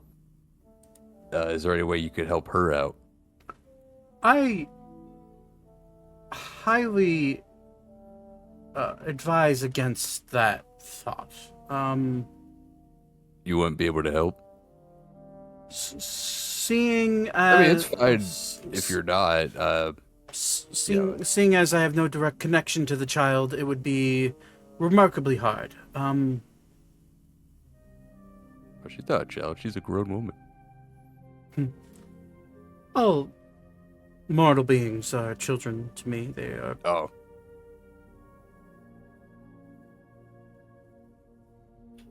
Can I ask who you are? You may ask. It's always who you are, not how you are. How are you? I mean, you seem a lot nicer than the other guy. Well, I suppose so far, as long as you don't make me kill any more people. I suppose you knowing my name wouldn't hurt. I'm known by many. Although unfortunately my pantheon and, I guess my followers are few and far between nowadays. I'm Sune, is my real name, a goddess of, love and beauty. Oh. I again, am known by many names, but I suppose the one that perhaps you've heard of is the Lovebringer. By chance, have you heard that? Roll of religion check.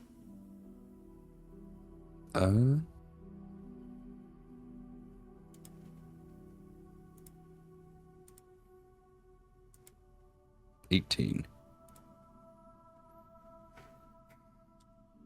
18. You have heard of the Lovebringer. She is she's one of the few goddess that did side with the mortals during the fracture.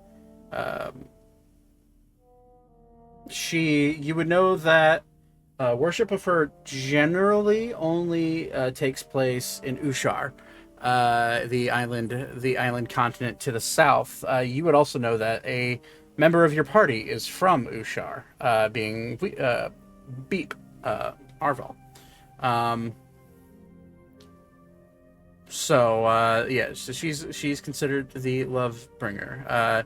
You would also know that she is the sister goddess to Ammriel, the goddess of winter and knowledge, who is also widely known as the Peacebringer. Oh. Oh, you're one of the good ones. That's reassuring. I am one of the Renatus. That is accurate. Well, it's very nice to meet you, and thanks for helping me out. It's my pleasure. I have to ask, why did you invade my head? Happenstance. For more of a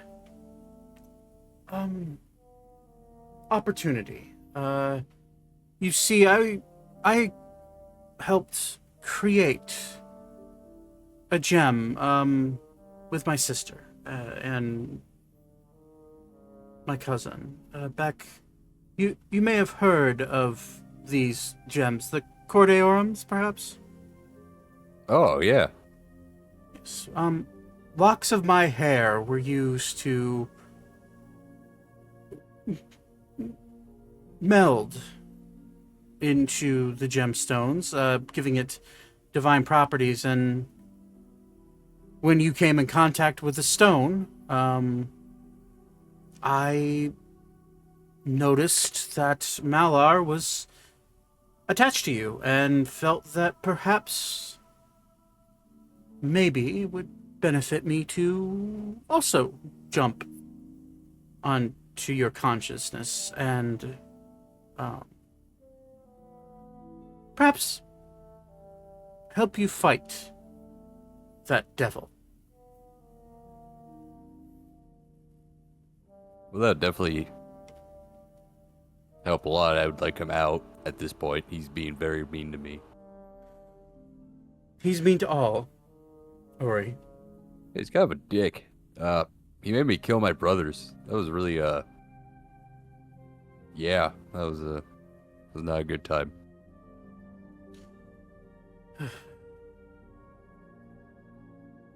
Yes, so I've gathered, looking through your memories. I think we should set up some boundaries while we're talking. Don't look through my memories too much, please.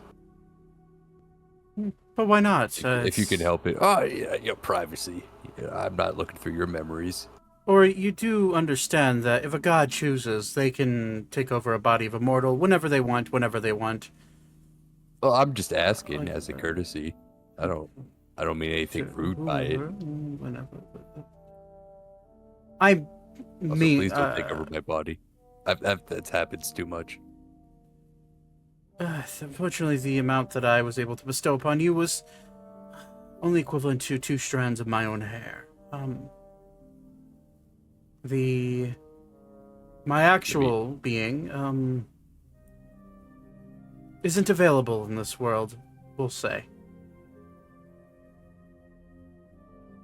So how often do you give your hair away? Never. This is the first time. I also, well, technically not the first time. I have also latched myself to one other of your party members. Oh, which one? The one with the eye patch. Oh, Beep? Arval was his name, yes. Oh, yeah. We're calling him Yes. Arval now. Well, that is his name. I've been here for... I had to skip a few sessions. So... You take 80 points of psychic damage. Arval comes out into the room and beats you with a fucking sandal. Just a chancla from the a little chancla from left field. Just whack. So do you two get along? He hasn't chosen to speak to me yet. I don't believe he understands I'm there. Oh, well, I could, middleman here, and if you want to talk to him. Ori, unfortunately, these things with the divine, they tend to be, not as straight and narrow as you have lived your life. Or I guess as simple and, straightforward, I should say. Oh, okay. If Arval would like to speak with me, he must find me himself. I was only able to reach out to your friend that got sent into your consciousness because we were beings among the same plane. Oh, okay. Unfortunately, my powers that I have in this capacity are nowhere near what my normal abilities are.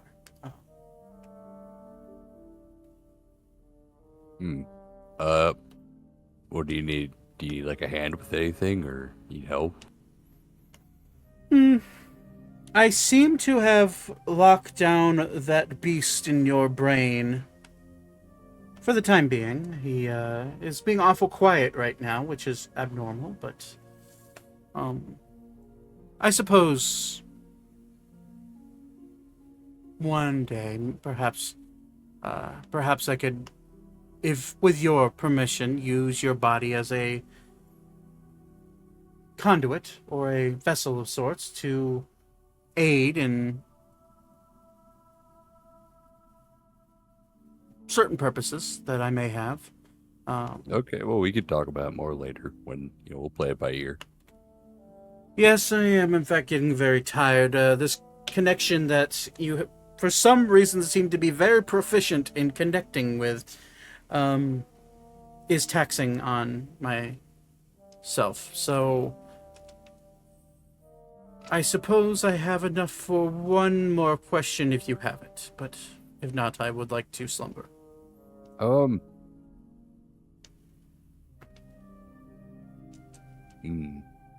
I think I'm good. Very well. Will you be safe with that new ability, Ori? I cannot help you every time, and I don't foresee this beast helping you anytime soon. Do be careful, and watch out for the moon. I'm going to transform a lot, so... Well, watch out for the moon. You got it. That tends to be where you have the inability to control yourself, just as a heads up. There are 3 moons in the world. There's way too many. That's what I told my father, but he didn't listen, and that'll be the last thing she says as she fades out. Alright, bye, nice lady. Ori has been talking out loud this whole time.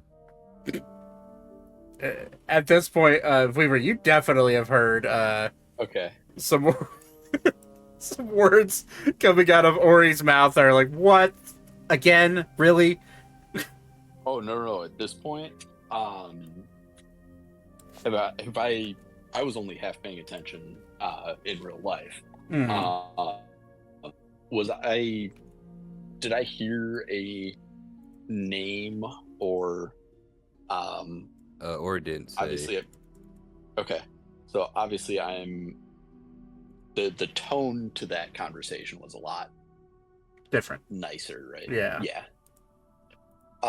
At that point I'm walking straight up to Ori and who were you speaking to then? Oh, the nice lady in my head. It's the voice there now. Yes, this one had made some vague form of contact, perhaps. This one is not sure. But who do you know who it is? What was her name again? I'll DM it to you, so that way you have it for... I was just gonna write down. There you go. That's how you spell her name. One sec.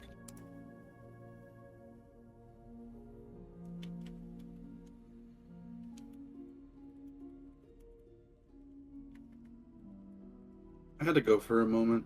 Is Ori and Beep in Vivra's room? No, they're at this probably top deck. Okay.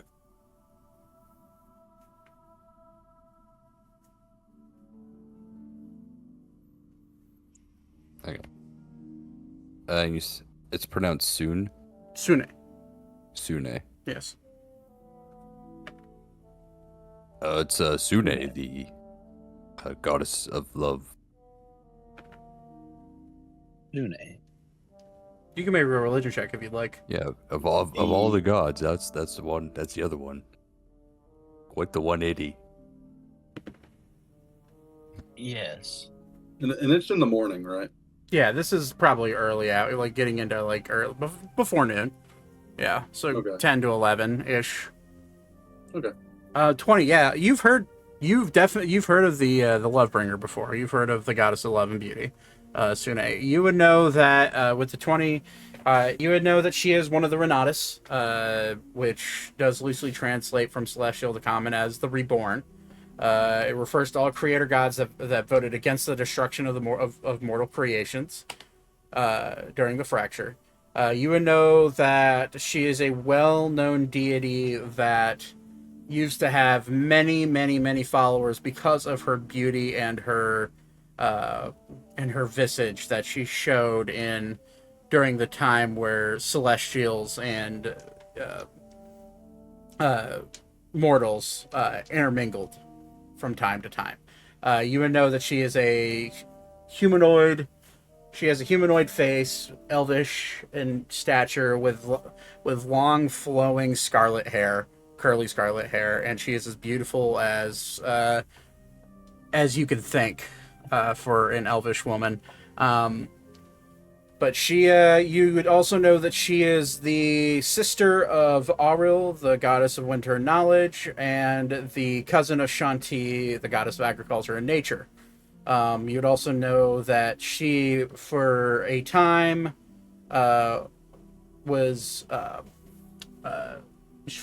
she was in a union with Gond, the Iron Father, the god that a majority of the dwarves to this day still worship. Okay. With that 20, you definitely rolled really well there. So. Okay.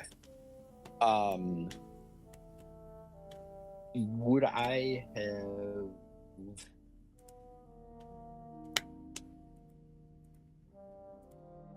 If I had been kind of on the lookout for temples way back the previous day, would I have seen any? Mm-hmm. 2, would any of them appear to be for the Lovebringer? You would have seen one temple, and that would have been... you would have definitely seen the temple that is on top of Cemetery Hill. For that one, it's very hard to tell if it has any... follows any sort of god or goddess. However, as you're walking through the Wandering Wharf, you do spot over near the seaside slums a large cathedral sticking out, which, to point it out, it's right here.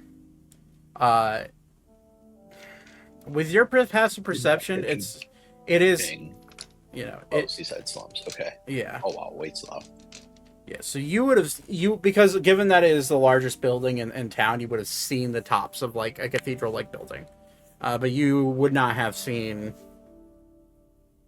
like any sort of like markings or religious artifacts or statues or anything from where you're at. Yeah. So in general, could you ping it again so I can see now that I'm actually looking at the right part of the map? Okay. Got it. Is there... And those are the only two like real religious buildings that I've seen? From what you've seen given the fact that you were pretty out of it for a portion of it, those are the only two you've been able to really gather. Yeah. Okay.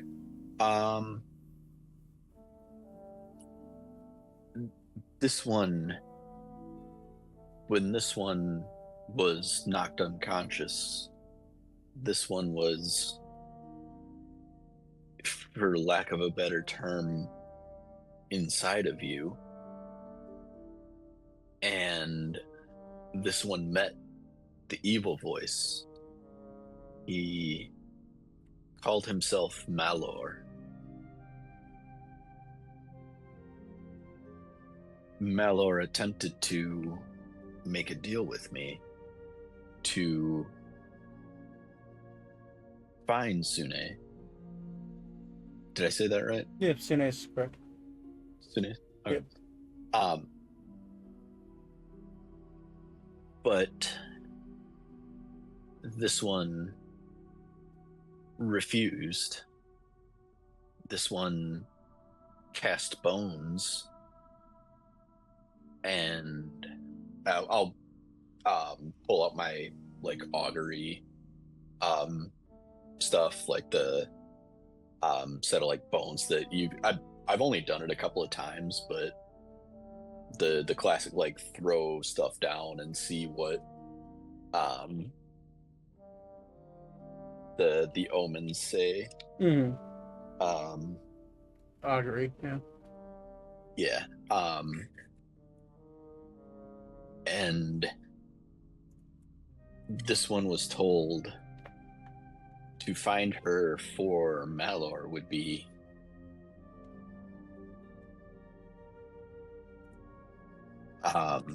very woeful, and this one planned on attempting to find her to ask for assistance to free you from that being.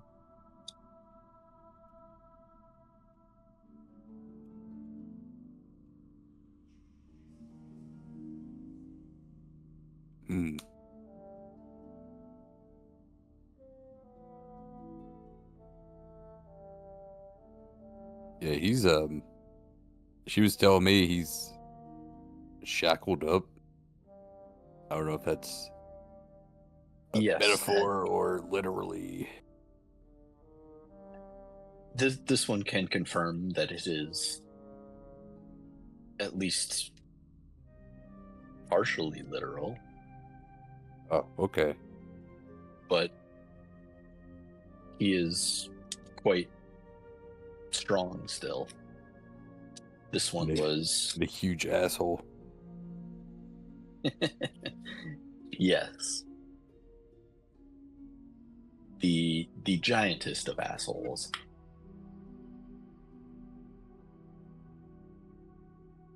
Or will gasp. I think he's heard him swear before. I have not sworn before. Weaver. How dare you? Or we'll hand him a toothbrush. I'll just kind of look at it, very confused. Clean out that mouth of yours.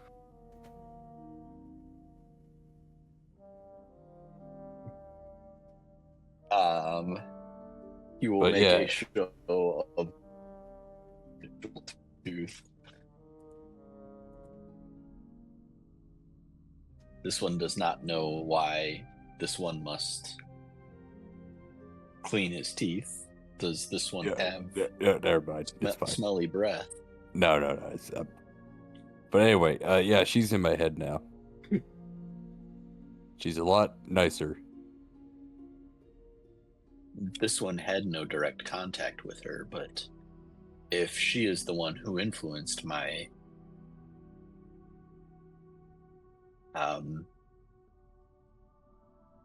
prophecy, I guess I would phrase it as,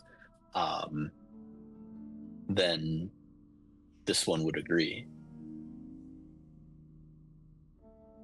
Yeah, if you ever she put hair in the Cor Deorum. I don't know if you knew that. No. She Fun is known fact. for her hair, though. Yeah. I'm gonna marry her.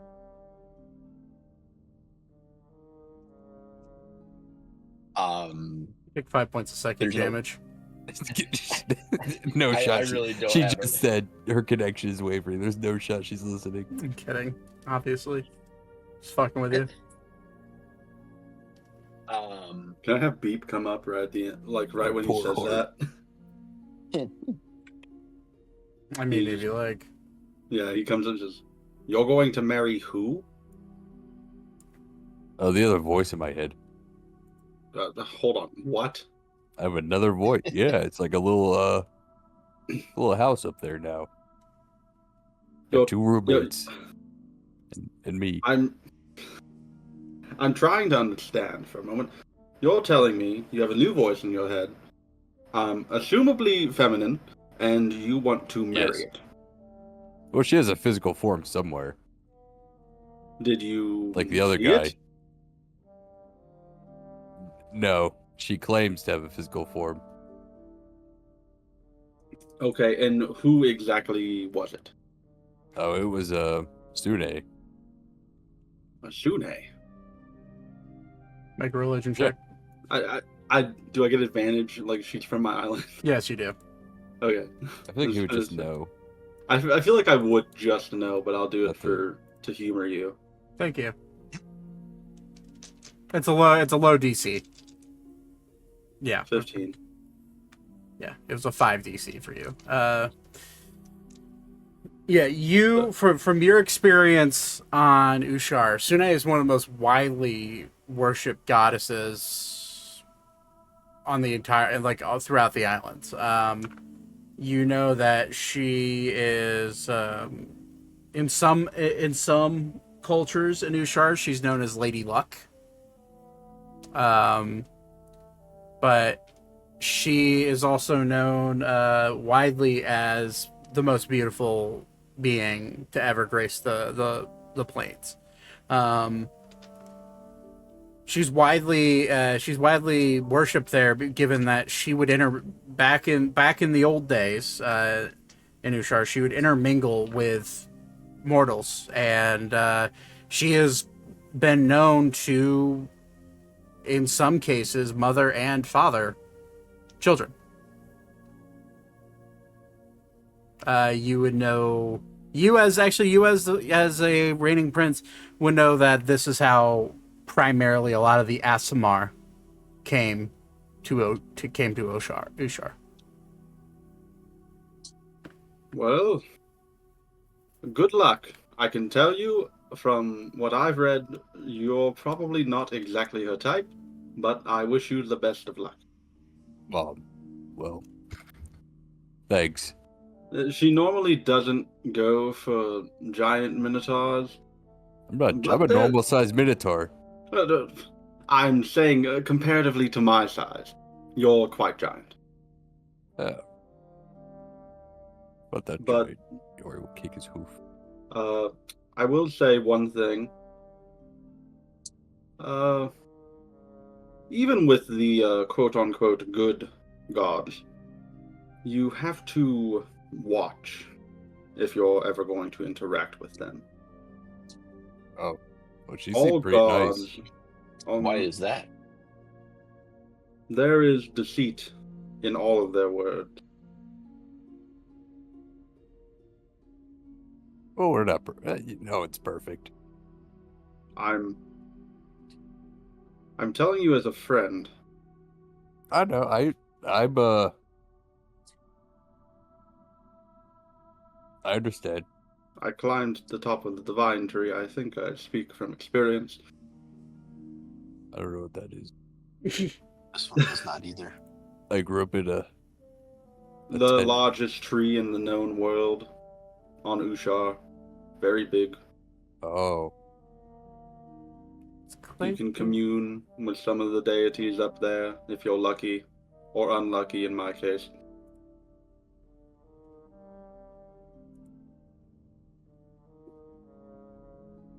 Man, climbing like a normal sized tree must be really easy for you now. Oh, it's very easy. So, what happened when you got up to the top? How do you think I got, how do you think I lost an eye? Oh. Yeah. This one assumed it was a battle wound. I also learned the truth of the world. I'm not allowed to talk about it. Oh, you can tell me. No, I can't tell you. We're your friends. You may... If I were to tell you the truth of the world, you may go insane, potentially vanish. I don't know. Oh, okay. Yeah, you don't want to know I would rather not know. I think I'm not really interested now that I think about it. I know. That's why I've spared you. Oh, well, okay. But I don't think you don't need to put it that way. It's a little... Well, I like you.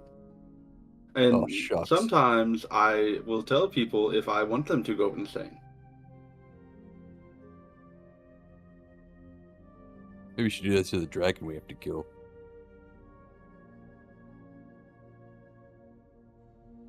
We will see. A fun idea. If I told the dragon, number one, it'd have to believe me. If it doesn't believe me, then it probably wouldn't work. You're pretty persuasive. The problem is, draconic beings usually have long lifespan, which means that my persuasion would have to go against everything they've known for the past however long they've been alive. Which is going to be very difficult. Also, then you would all hear it, and then you might have to, I'll wear earplugs. Where do you think they make Minotaur-sized earplugs? My ears are like not that much bigger than yours. I will, a bit bigger. I will druid craft a bunch of moss and hand it to Ori to stuff in his ears. Thanks. That would work.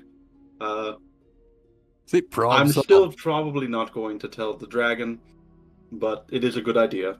If worse comes to worse and I'm on the brink of death, then I might try it. Cool plan. Wonderful. Maybe we could stop hitting shit all the time and actually do something like that. It would be nice. I don't like fighting. I would rather cause my enemies to suffer grievous mental wounds. Oh, well, that's a little harsh. I feel like it'd be a lot funnier. It would, yeah. Instead of killing our enemies, we make them suffer perpetually for the rest of their lives. I feel like we kill them pretty quickly. I mean, did you want we're to slow nice down? Like that. We're nice people. I could slow down a little if you bit want to. What you could do is you could gently slit their throat so that they bleed out over a long period of time. I'm not really like a throat slitting guy. I'm more like well, okay, then how about this? He doesn't know what to do, so he'll kind of like. How about you clench his fist together? You amputate all of their limbs, and then they bleed out. Well, I feel like if I amputate all of them, they'll bleed out really quickly. So maybe like one or two. That's a fair trade. Yeah. So, remove the arms so they cannot fight back. That would work. Well, they can kick. You remove arm and a leg. Keep it like. And then they have to do some really weird movements to try and fight. You guys remember when I ripped that guy's arms off? That was funny. The little dinosaur guy. I enjoyed that. I enjoyed that too. That was a core good memory. I'll keep that in my memory bank forever. I can't remember if we killed that guy or not. Hello, magic deity in the sky. Did we kill that guy? Yes. Yes, you did.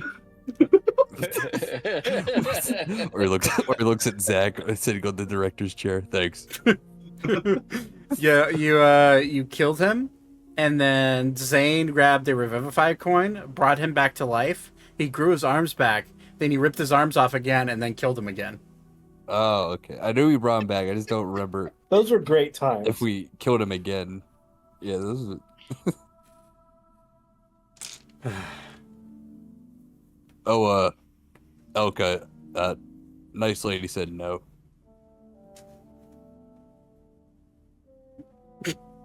Okay. Have I been here the whole time? Yeah.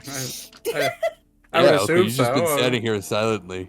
I'm just staring at you guys. Bewildered. Your T-pose. Fucking bewildered. your model is loaded in. Yeah. You're T-posed in the corner until Why does it say AFK above your head? You got the Rockstar T-pose going on right now, like God. Yeah. Okay, well, I guess. Yeah, she's formed like a strong connection with whomever. Oh. Yeah. Well. So maybe you can find like a another strong life form to get inside your head, and then and I'll bite you. I don't think we want anyone to have worms inside of their heads. That's not worm. She's not worm. How dare you? He's very nice. Or will put his finger at beep. But didn't you just say it was a worm? No, it's not worm. She's not worm. At least I don't think she is. It's fine, I think. I don't have worms. I just need to figure out the other thing that you guys don't know about. Can I perform a medicine check to see if Ori has worms inside of his head? How would you even... Yeah, explain to me how you would do that. He has true sight. He can see worms. Yeah, I have true sight. It's in the description. Can see worms everywhere. I would like to actually read True Sight. Hold on, I think I wrote it down. I did not write it down. God damn it, Austin. Does it give him like X-ray vision or? I will tell you.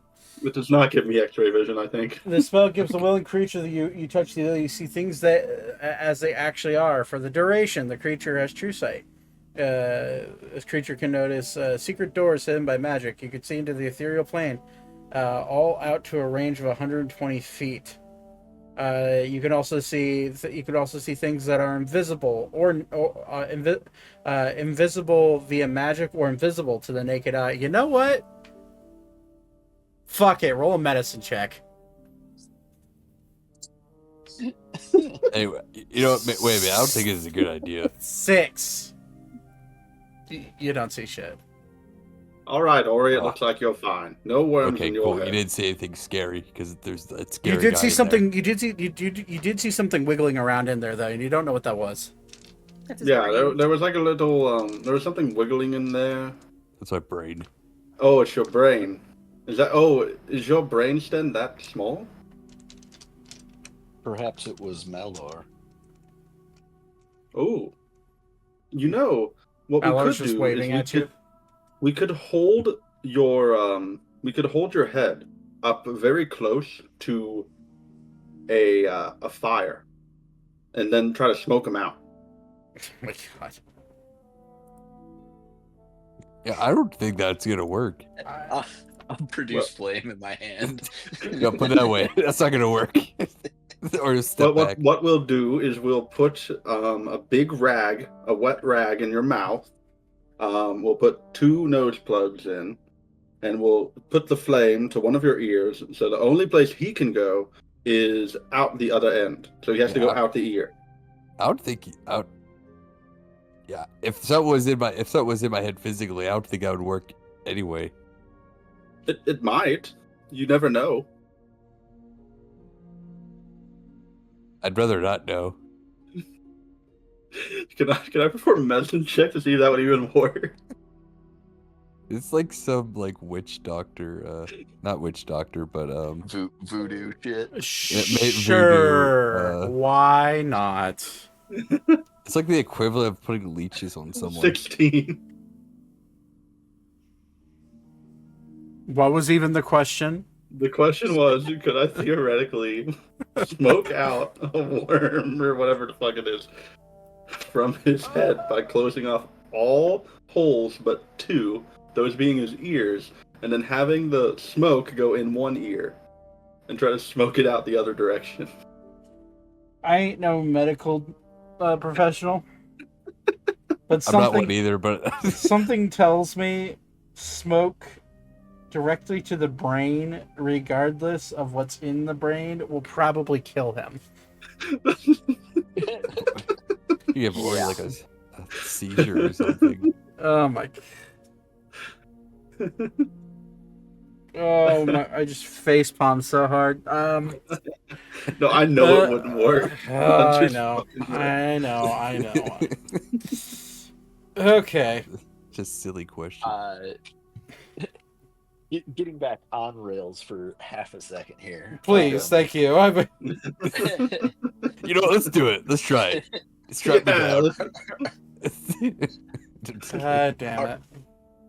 Arval, you mentioned that even good deities must be watched in your dealings with them. Yes. How would this one know what to watch for? You don't. A deity is a deity. They're a very intelligent entity. However, they themselves are aware of the reality of the world, and thus are able to manipulate it to their own end. How they choose to manipulate it is up to them. But what I would say is whenever they talk to you, the main way that they lie is through omission. They give you half-truths. So ask questions, always, and many. This one will take that under advisement. This one will, at some point, go to a temple and attempt to speak with. This is my brain branking again, so I'm just going to say Sune. Yes, to speak with Sune. Well, Sune is revered by my people, and I do not hate Sune. I believe that she is, as all gods, manipulative to a degree, but of all the gods that could be in your head, she's probably one of the best. Yeah, she sounds very nice. She actually saved me from going to a rampage when I transformed into a werebear for the first time. Well, that's very nice of her. Yeah. I'll make sure I give her a cookie when I die. Oh, you're this one did not know you baked. Oh, I'm a great baker. Yeah. I used to cook for my mother and father all the time. The servants often would let me do it, and I was so good. You had servants? I was a prince. What do you think? I don't know. I thought you were one of the cool princes. You're like, oh, I don't need servants. I've never met a prince that doesn't have a servant.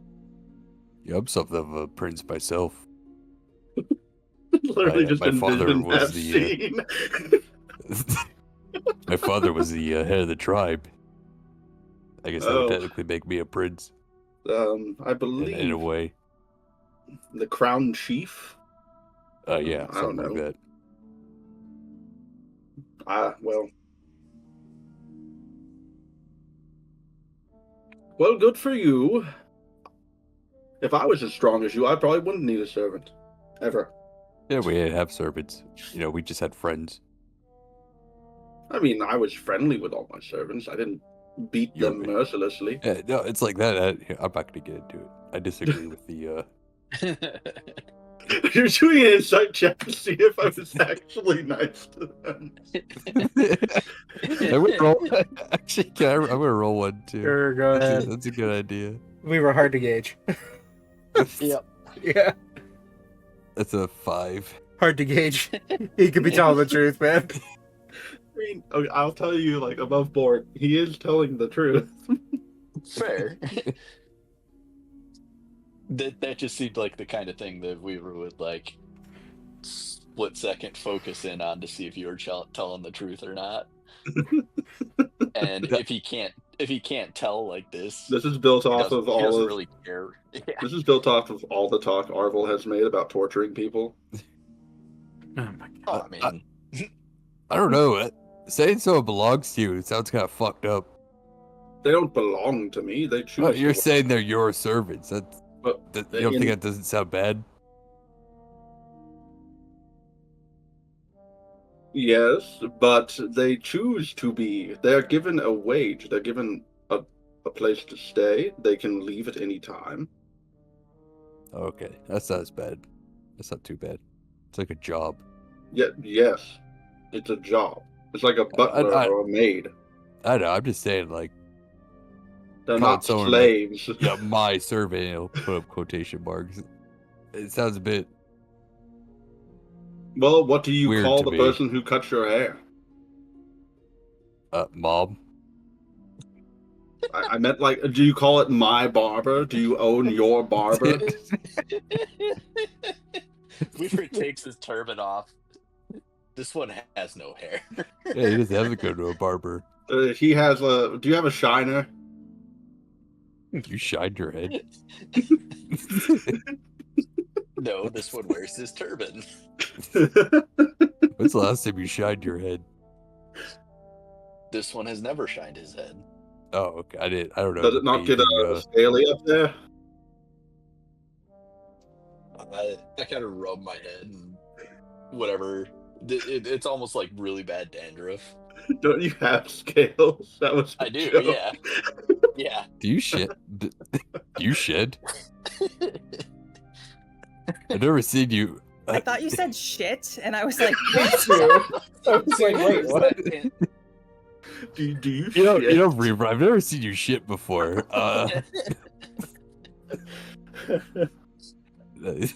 Say that. Kitty litter.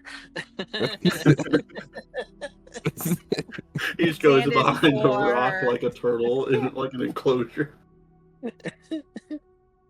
So, do you like shed your scales, or? This one does, but not frequently. Oh, okay. I shed too. See, it'll take out a clump of hair. You all really should, like, moisturize and use oil. It would help you. Was that to me? Both of you. What? Yeah, I said you What's should moisturize? Moisturize or use oil. I don't know what. I mean, oil, like from a lamp. Not from a lamp, from a plant. A plant?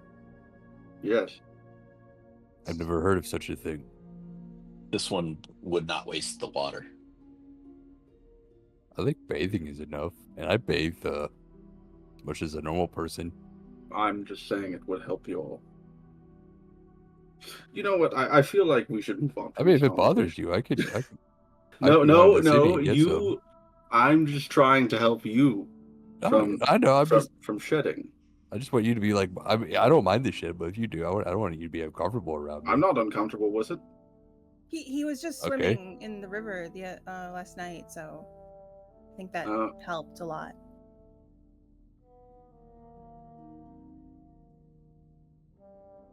Well, I'm glad we had this conversation. This one is as well.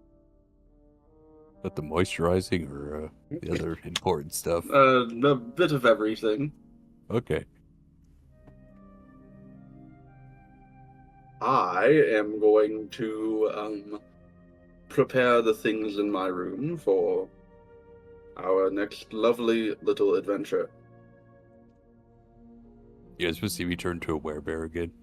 Well, isn't that going to, like, hurt you? No, it'll be alright.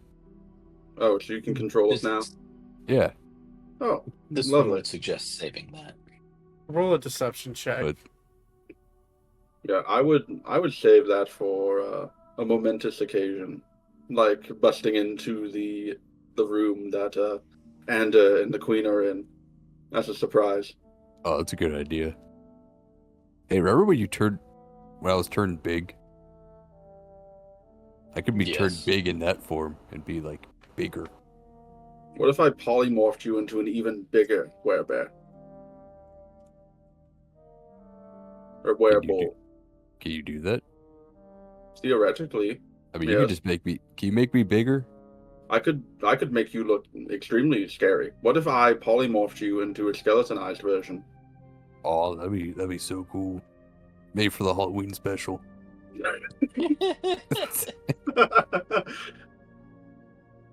Sorry.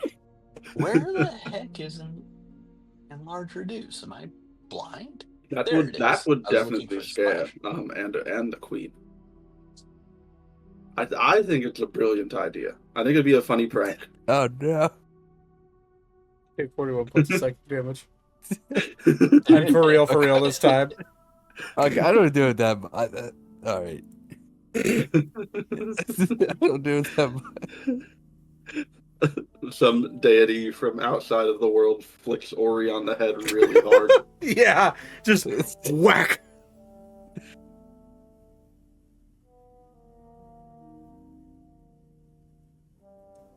Or starts bleeding from his ear. Oh, what happened? Oh, it's that worm. I told you we should have smoked it out. I could try to, like, dig it. You ever heard of a lobotomy? Oh my god. Roll a medicine check to see. Alex walks out of his room with a fucking ice pick, like... I heard lobotomy? Let's go. He's been waiting for it. That's his thing. Perhaps if I enlarged... Oh no, never mind. It is a concentration spell. This one cannot perform it twice. This one was about to save. This one could enlarge Ori and reduce Alara or Elka. Perhaps they would be small enough to fit inside his ear. Or better yet, I polymorph him into a fly or something really small. Are you guys just like Ant-Man? I was like, are you literally trying to Ant-Man this man right now? Like, I transform him into something very small, like a gnat, which causes the bigger worm to fall out, and it just lands on the ground. Then we kill it with fire. Then we bring him back. I feel like we should just leave it alone. What, you like the worm? Is it like a little party guest? I don't even know. In your head? I don't even think there is a worm. I don't know. I saw something in there. This one can confirm there are no worms in Ori's head. This one was in there in a way. That's kind of weird, man. Yeah, there's just two gods in there chilling. You know, worms. A lot of people would want to be in your shoes right now. Not me. Is there a worm god? Is there a worm god? Hey, deity in the sky, is there a worm god? God of the worm. Make a religion check. Hey. What type of worm are we talking though? Or is it like the worm with a Y or the worm with an O? This is important. That is important. Is it with an O or a Y? Although with those shitty rolls, Yeah. Wait, hold on. Let me see. Let me roll. Do you know of the worm god? 10. That's a little better. do you, or you recall reading about a worm being WORM that showed up in the Bible at one point? Was that the Alaskan bullworm? You cannot recall. The 10 is not great enough. I think it's just a children's story from that weird book. Oh, we should reread that. Yeah. We should fucking. If I ever have... Would it be sacrilegious IRL to fucking right? Would I get flack from the Christian community if I wrote a D&D book called The Bible with 2 B's? The problem is you'd have to. Well, I mean, the manga community has a Jesus. You ever watched regular Ragnarok? Yeah, true. Or JoJo? Jesus is in JoJo. Oh yeah, I remember that. He's the first stand user. Then I am going to write a full fucking child's book that's called The Bible and sell it and get everyone pissed off at me. That's going to be my life's work right there. The Bible. I'll illustrate it. Thanks. You're gonna get so many copyright claims. No. It's not spelled Bible. No, it's no. spelled I know It's spelled Bibbel. The Bible. There's no copyright to that. No, I meant like if we put in all the cultural references that we've thrown into it would be protected under parody. It would be protected under parody. Yep. True. Just make everything a lot worse. I'm pretty sure the Bible is public domain at this point to some extent. No, the Bible is public domain. I meant like all the other references we've made throughout the entire series of things that we put in the Bible. I don't think the Bible's been around long enough for it to be public domain. What do you mean? It's like a third or fifth century scripture. What are you talking about? I think it needs a few more years. Can't believe the Bible just entered public domain. Damn. They're about to make like a horror movie about it. You can only use the Bible that doesn't have the red shirt. The red shirt's still under copyright. I think it's so old it was never like copyrighted or something like that. Yeah, copyright didn't exist. Yeah, well, copyrighting scripture is illegal anyway. So, yeah, really, any religious text you cannot copyright it. Oh, you still make like stories, unless you wrote it yourself. Theoretically, like if you made your own religion and your own religious book. No, any cults fall under that law as well. So, and any I've done this research. Okay. Huh. Okay. Excuse me, I'm standing up and turning around, and I don't even see the rails anymore. Yeah, the rails are gone. They were discarded an hour ago. Like, so it's got worn Veggie Tales. Yeah. The 2 characters from Veggie Tales are in the Bible. Okay. All right. Well, I just realized what time it was. So, I'm going to save this conversation, just wasted another day, just strictly for magic's sake. Like, you guys, like, you had like this full blown like off the cuff like discussion about all this shit, and then you look up and it's dark out. Oh shit, we had errands to run. Ah, fuck. Perhaps this one will go to a temple tomorrow. Any of you want to have bourbon before we go to bed? Yeah. We have bourbon on the ship, right? Knocks on Alex's door. I would assume so. Yeah. I like wine. This one does not imbibe. Why? Why not? I got Irish whiskey. Is it the cold blood? Does it not work well? No, this one is told he is too young to imbibe. Come on. Wait, how old are you? If you're old enough to go on a world-spanning adventure, you're old enough to go have a little shot. What's the legal what drinking is the age here? Yeah, what is the legal drinking age? I mean, it's a medieval time. Is there really a drinking age? I started drinking when I was 3. No, there's like age limits for certain things in different countries. Valencia, there is none though. Nice. Oh, well. I mean, even if it was illegal, I would have just like, who's gonna tell? Sylvania, the legal drinking age is 18. You know what we can do is if we go to a place where I can't drink in Sylvania. If we go to a place where he needs to be older, we'll just take a bunch of fur off of Ori and fashion him a beard. It always makes you look older. That's true. We gotta make him a fake ID. No, this one. Zane can make a fake ID. He's an artificer. He can do that. It's in the 5e rules. Jesus. No, this one promised his father he would not until he turned 20. Oh, fine. Okay. But he's not here. He made a promise. I'll roll up my sleeve, and you'll see that the most of my scales are like a kind of a dusty, almost reddish.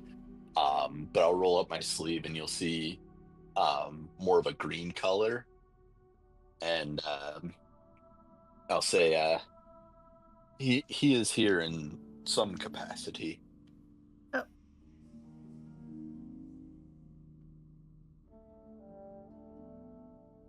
Oh. Well, then I suppose we should... You fused with your father?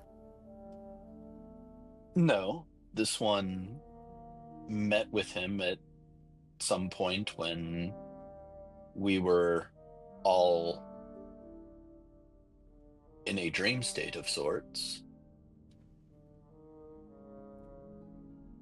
And this one's father taught him this spell, and I will Misty Step. Oh. Wow. Impressive. Or you would definitely recognize that as a Misty Step, by the way.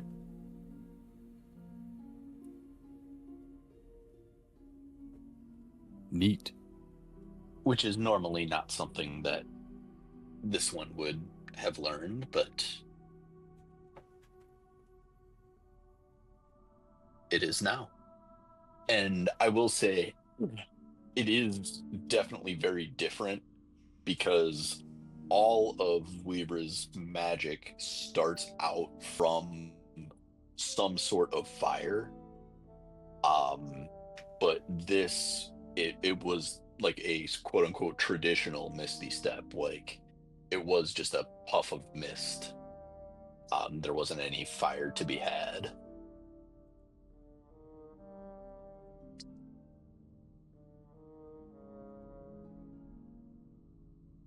Okay. You teaching me how to do that?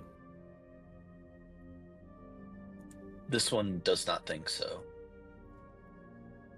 This one does not necessarily know how he does it. Oh, it's like breathing. Of sorts, yes.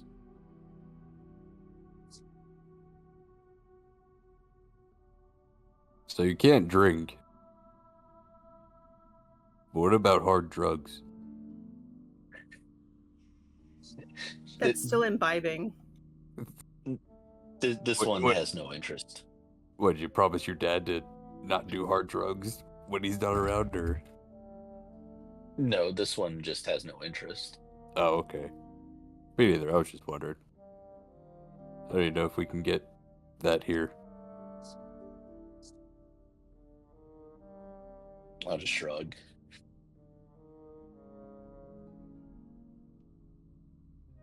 Well, regardless, it is late. I'm going to bed. Yes. Good night, gentlemen and lady. I miss Zane. I wonder what he's up to. Ah. Let's find out. I will sit down and scry on Zane. Okay. Well, you're very familiar with him, so go ahead and roll. Is it? It's a save. Oh, it's a save. Okay. Then which one is it? Wisdom save. The target must make a wisdom saving throw. So Zane, can you make a wisdom save real quick? I sure can. And the DC is 22. Terrible at these, so I will absolutely fail it. Okay. You find your consciousness slipping into like an orb-like state. You find yourself floating above Zane. Zane, what would you be doing getting later into the night? Oh, probably polishing up my armor or my helmet. Polishing up. General maintenance. I polish my spear for lift per tail. No. Oh, no.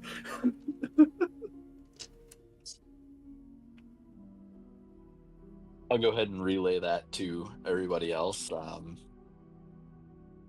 Zane appears to be in good spirits. He is maintaining his armor at the moment. Oh. Is that sad or anything? Being away from his best friends. He's alone, maintaining his armor. Sobbing. He did not appear to be, but... It's like collecting a picture of all of us. Just the Wolverine meme. Picture of all of us. Oh my god. It's that picture Mousy drew of all of us. Yeah. Just looking at it, just like daydreaming. Okay. Yeah, we gotta make that now. Yeah, I feel like we have to. But okay. With that, the night comes to an end. All of you. I'm actually once everybody else is asleep, I'm gonna stay up a little bit and do one more thing. Okay, that's fine. What is that? Oh, okay. You or a willing creature you touch. I'm gonna go ahead and cast Dream. Oh. To visit Zane in his dreams, and kind of just catch him up on some of the stuff that's been going on here. Okay. Zane, you go to sleep, and it's hard to tell time whenever you go to sleep, but I'd say about an hour or so into your slumber, you see standing like your dreamland. Well, describe what your like inner conscious dream world would look like. My inner conscious dream world? Oh god, constructs. So many constructs. A disturbing amount of like Warforged going on in my brain, to the fact that it would be like you could even see Wildfire. They're like my actual construct. They're almost conversing with me, which you would not be aware of Wildfire, but Wildfire is the Warforged I built that's in Ebrax. You have mentioned him in front of me, so yeah, you know of it, you've just not really seen it. Yeah, I will kind of step out from behind a couple of the constructs in plain view of you and go, hello, friend Zane. Oh, hello. What are you doing here? This one thought it would be wise to catch you up on the happenings of the rest of the party. Fair point. Feel free. You don't have to go. I'm not gonna. Yeah, I was gonna say I'm not gonna. Obviously, this all. There you go. I will be keen to it without you telling me. Yes. So, explain how Weaver leaves the dream, just for the last little flair.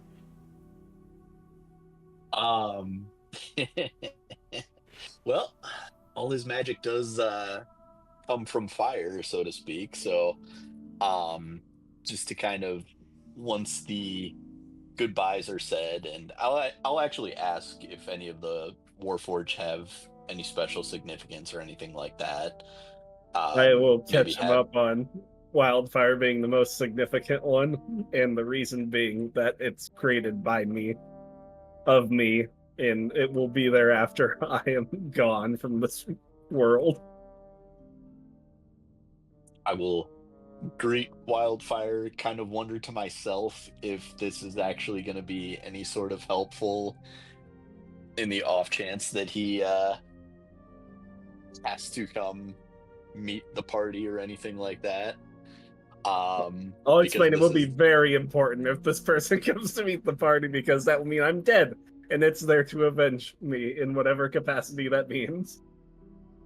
Fair, but this one is unsure if in your dream, if it will remember this encounter. Oh, probably not. It would not, no. Yeah. Zane would remember the encounter, but Wildfire's not exactly awake in the traditional sense yet, so that is a dream version of Wildfire. Yeah. Then if he is sleeping, then no, I'm kidding. But yeah, so once that's all, the pleasantries are taken care of and the catching up is taken care of, you'll see me just produce flame. Like I said, almost all my magic is flame based in some form or another, starts out as flame. So you'll see me just produce a flame in my hand, tap myself on the head with it, and just kind of like go up in a puff of fire. Okay. Well, with that, we'll go ahead and end tonight's session. Thanks for playing, everybody. We will be... Actually, there's nothing going on next weekend for me, so schedule as usual. Huzzah! So, yeah. So anyways, I will be right back. Hang on. I know. Hang on. I know. I'll do it myself. Okay. I got it. Okay, you got it? Okay. Yeah, I got it. Thank you much. Mm-hmm. Alrighty. All right, everyone. That's we're gonna go ahead and end it tonight. Before we end, I did forget to mention in the announcements, and to be honest, Brett reminded me that I just wanted to give a little shout out to the podcast Verboten. Brett, I went starring on it. Brett was a guest for that podcast just a couple of weeks ago. He appeared, I believe it was on episode 28. Let me double check that. But either way, Verboten is it's like a word. I watched a good portion of it. It is a word show. There's a lot of it's like a game show. It's based out of Illinois, the Chicago area. I want to thank Verboten for letting Brett come on and play their game, and thank them for shouting us out at the end of their podcast. So if you want to go check out Verboten, the link will be in the description for this video on YouTube, and we'll go follow them on whether it be Spotify or whatever other podcasting platforms that they're on, and they do great work. So make sure you go check them out. And again, Verboten, thank you for having Brett over there as a guest. That was really cool to watch. So anyways, I know that they drink a lot over there, so cheers. And that'll do it for me. Everyone, have a lovely night, and I'll catch you guys later. Peace out. Bye.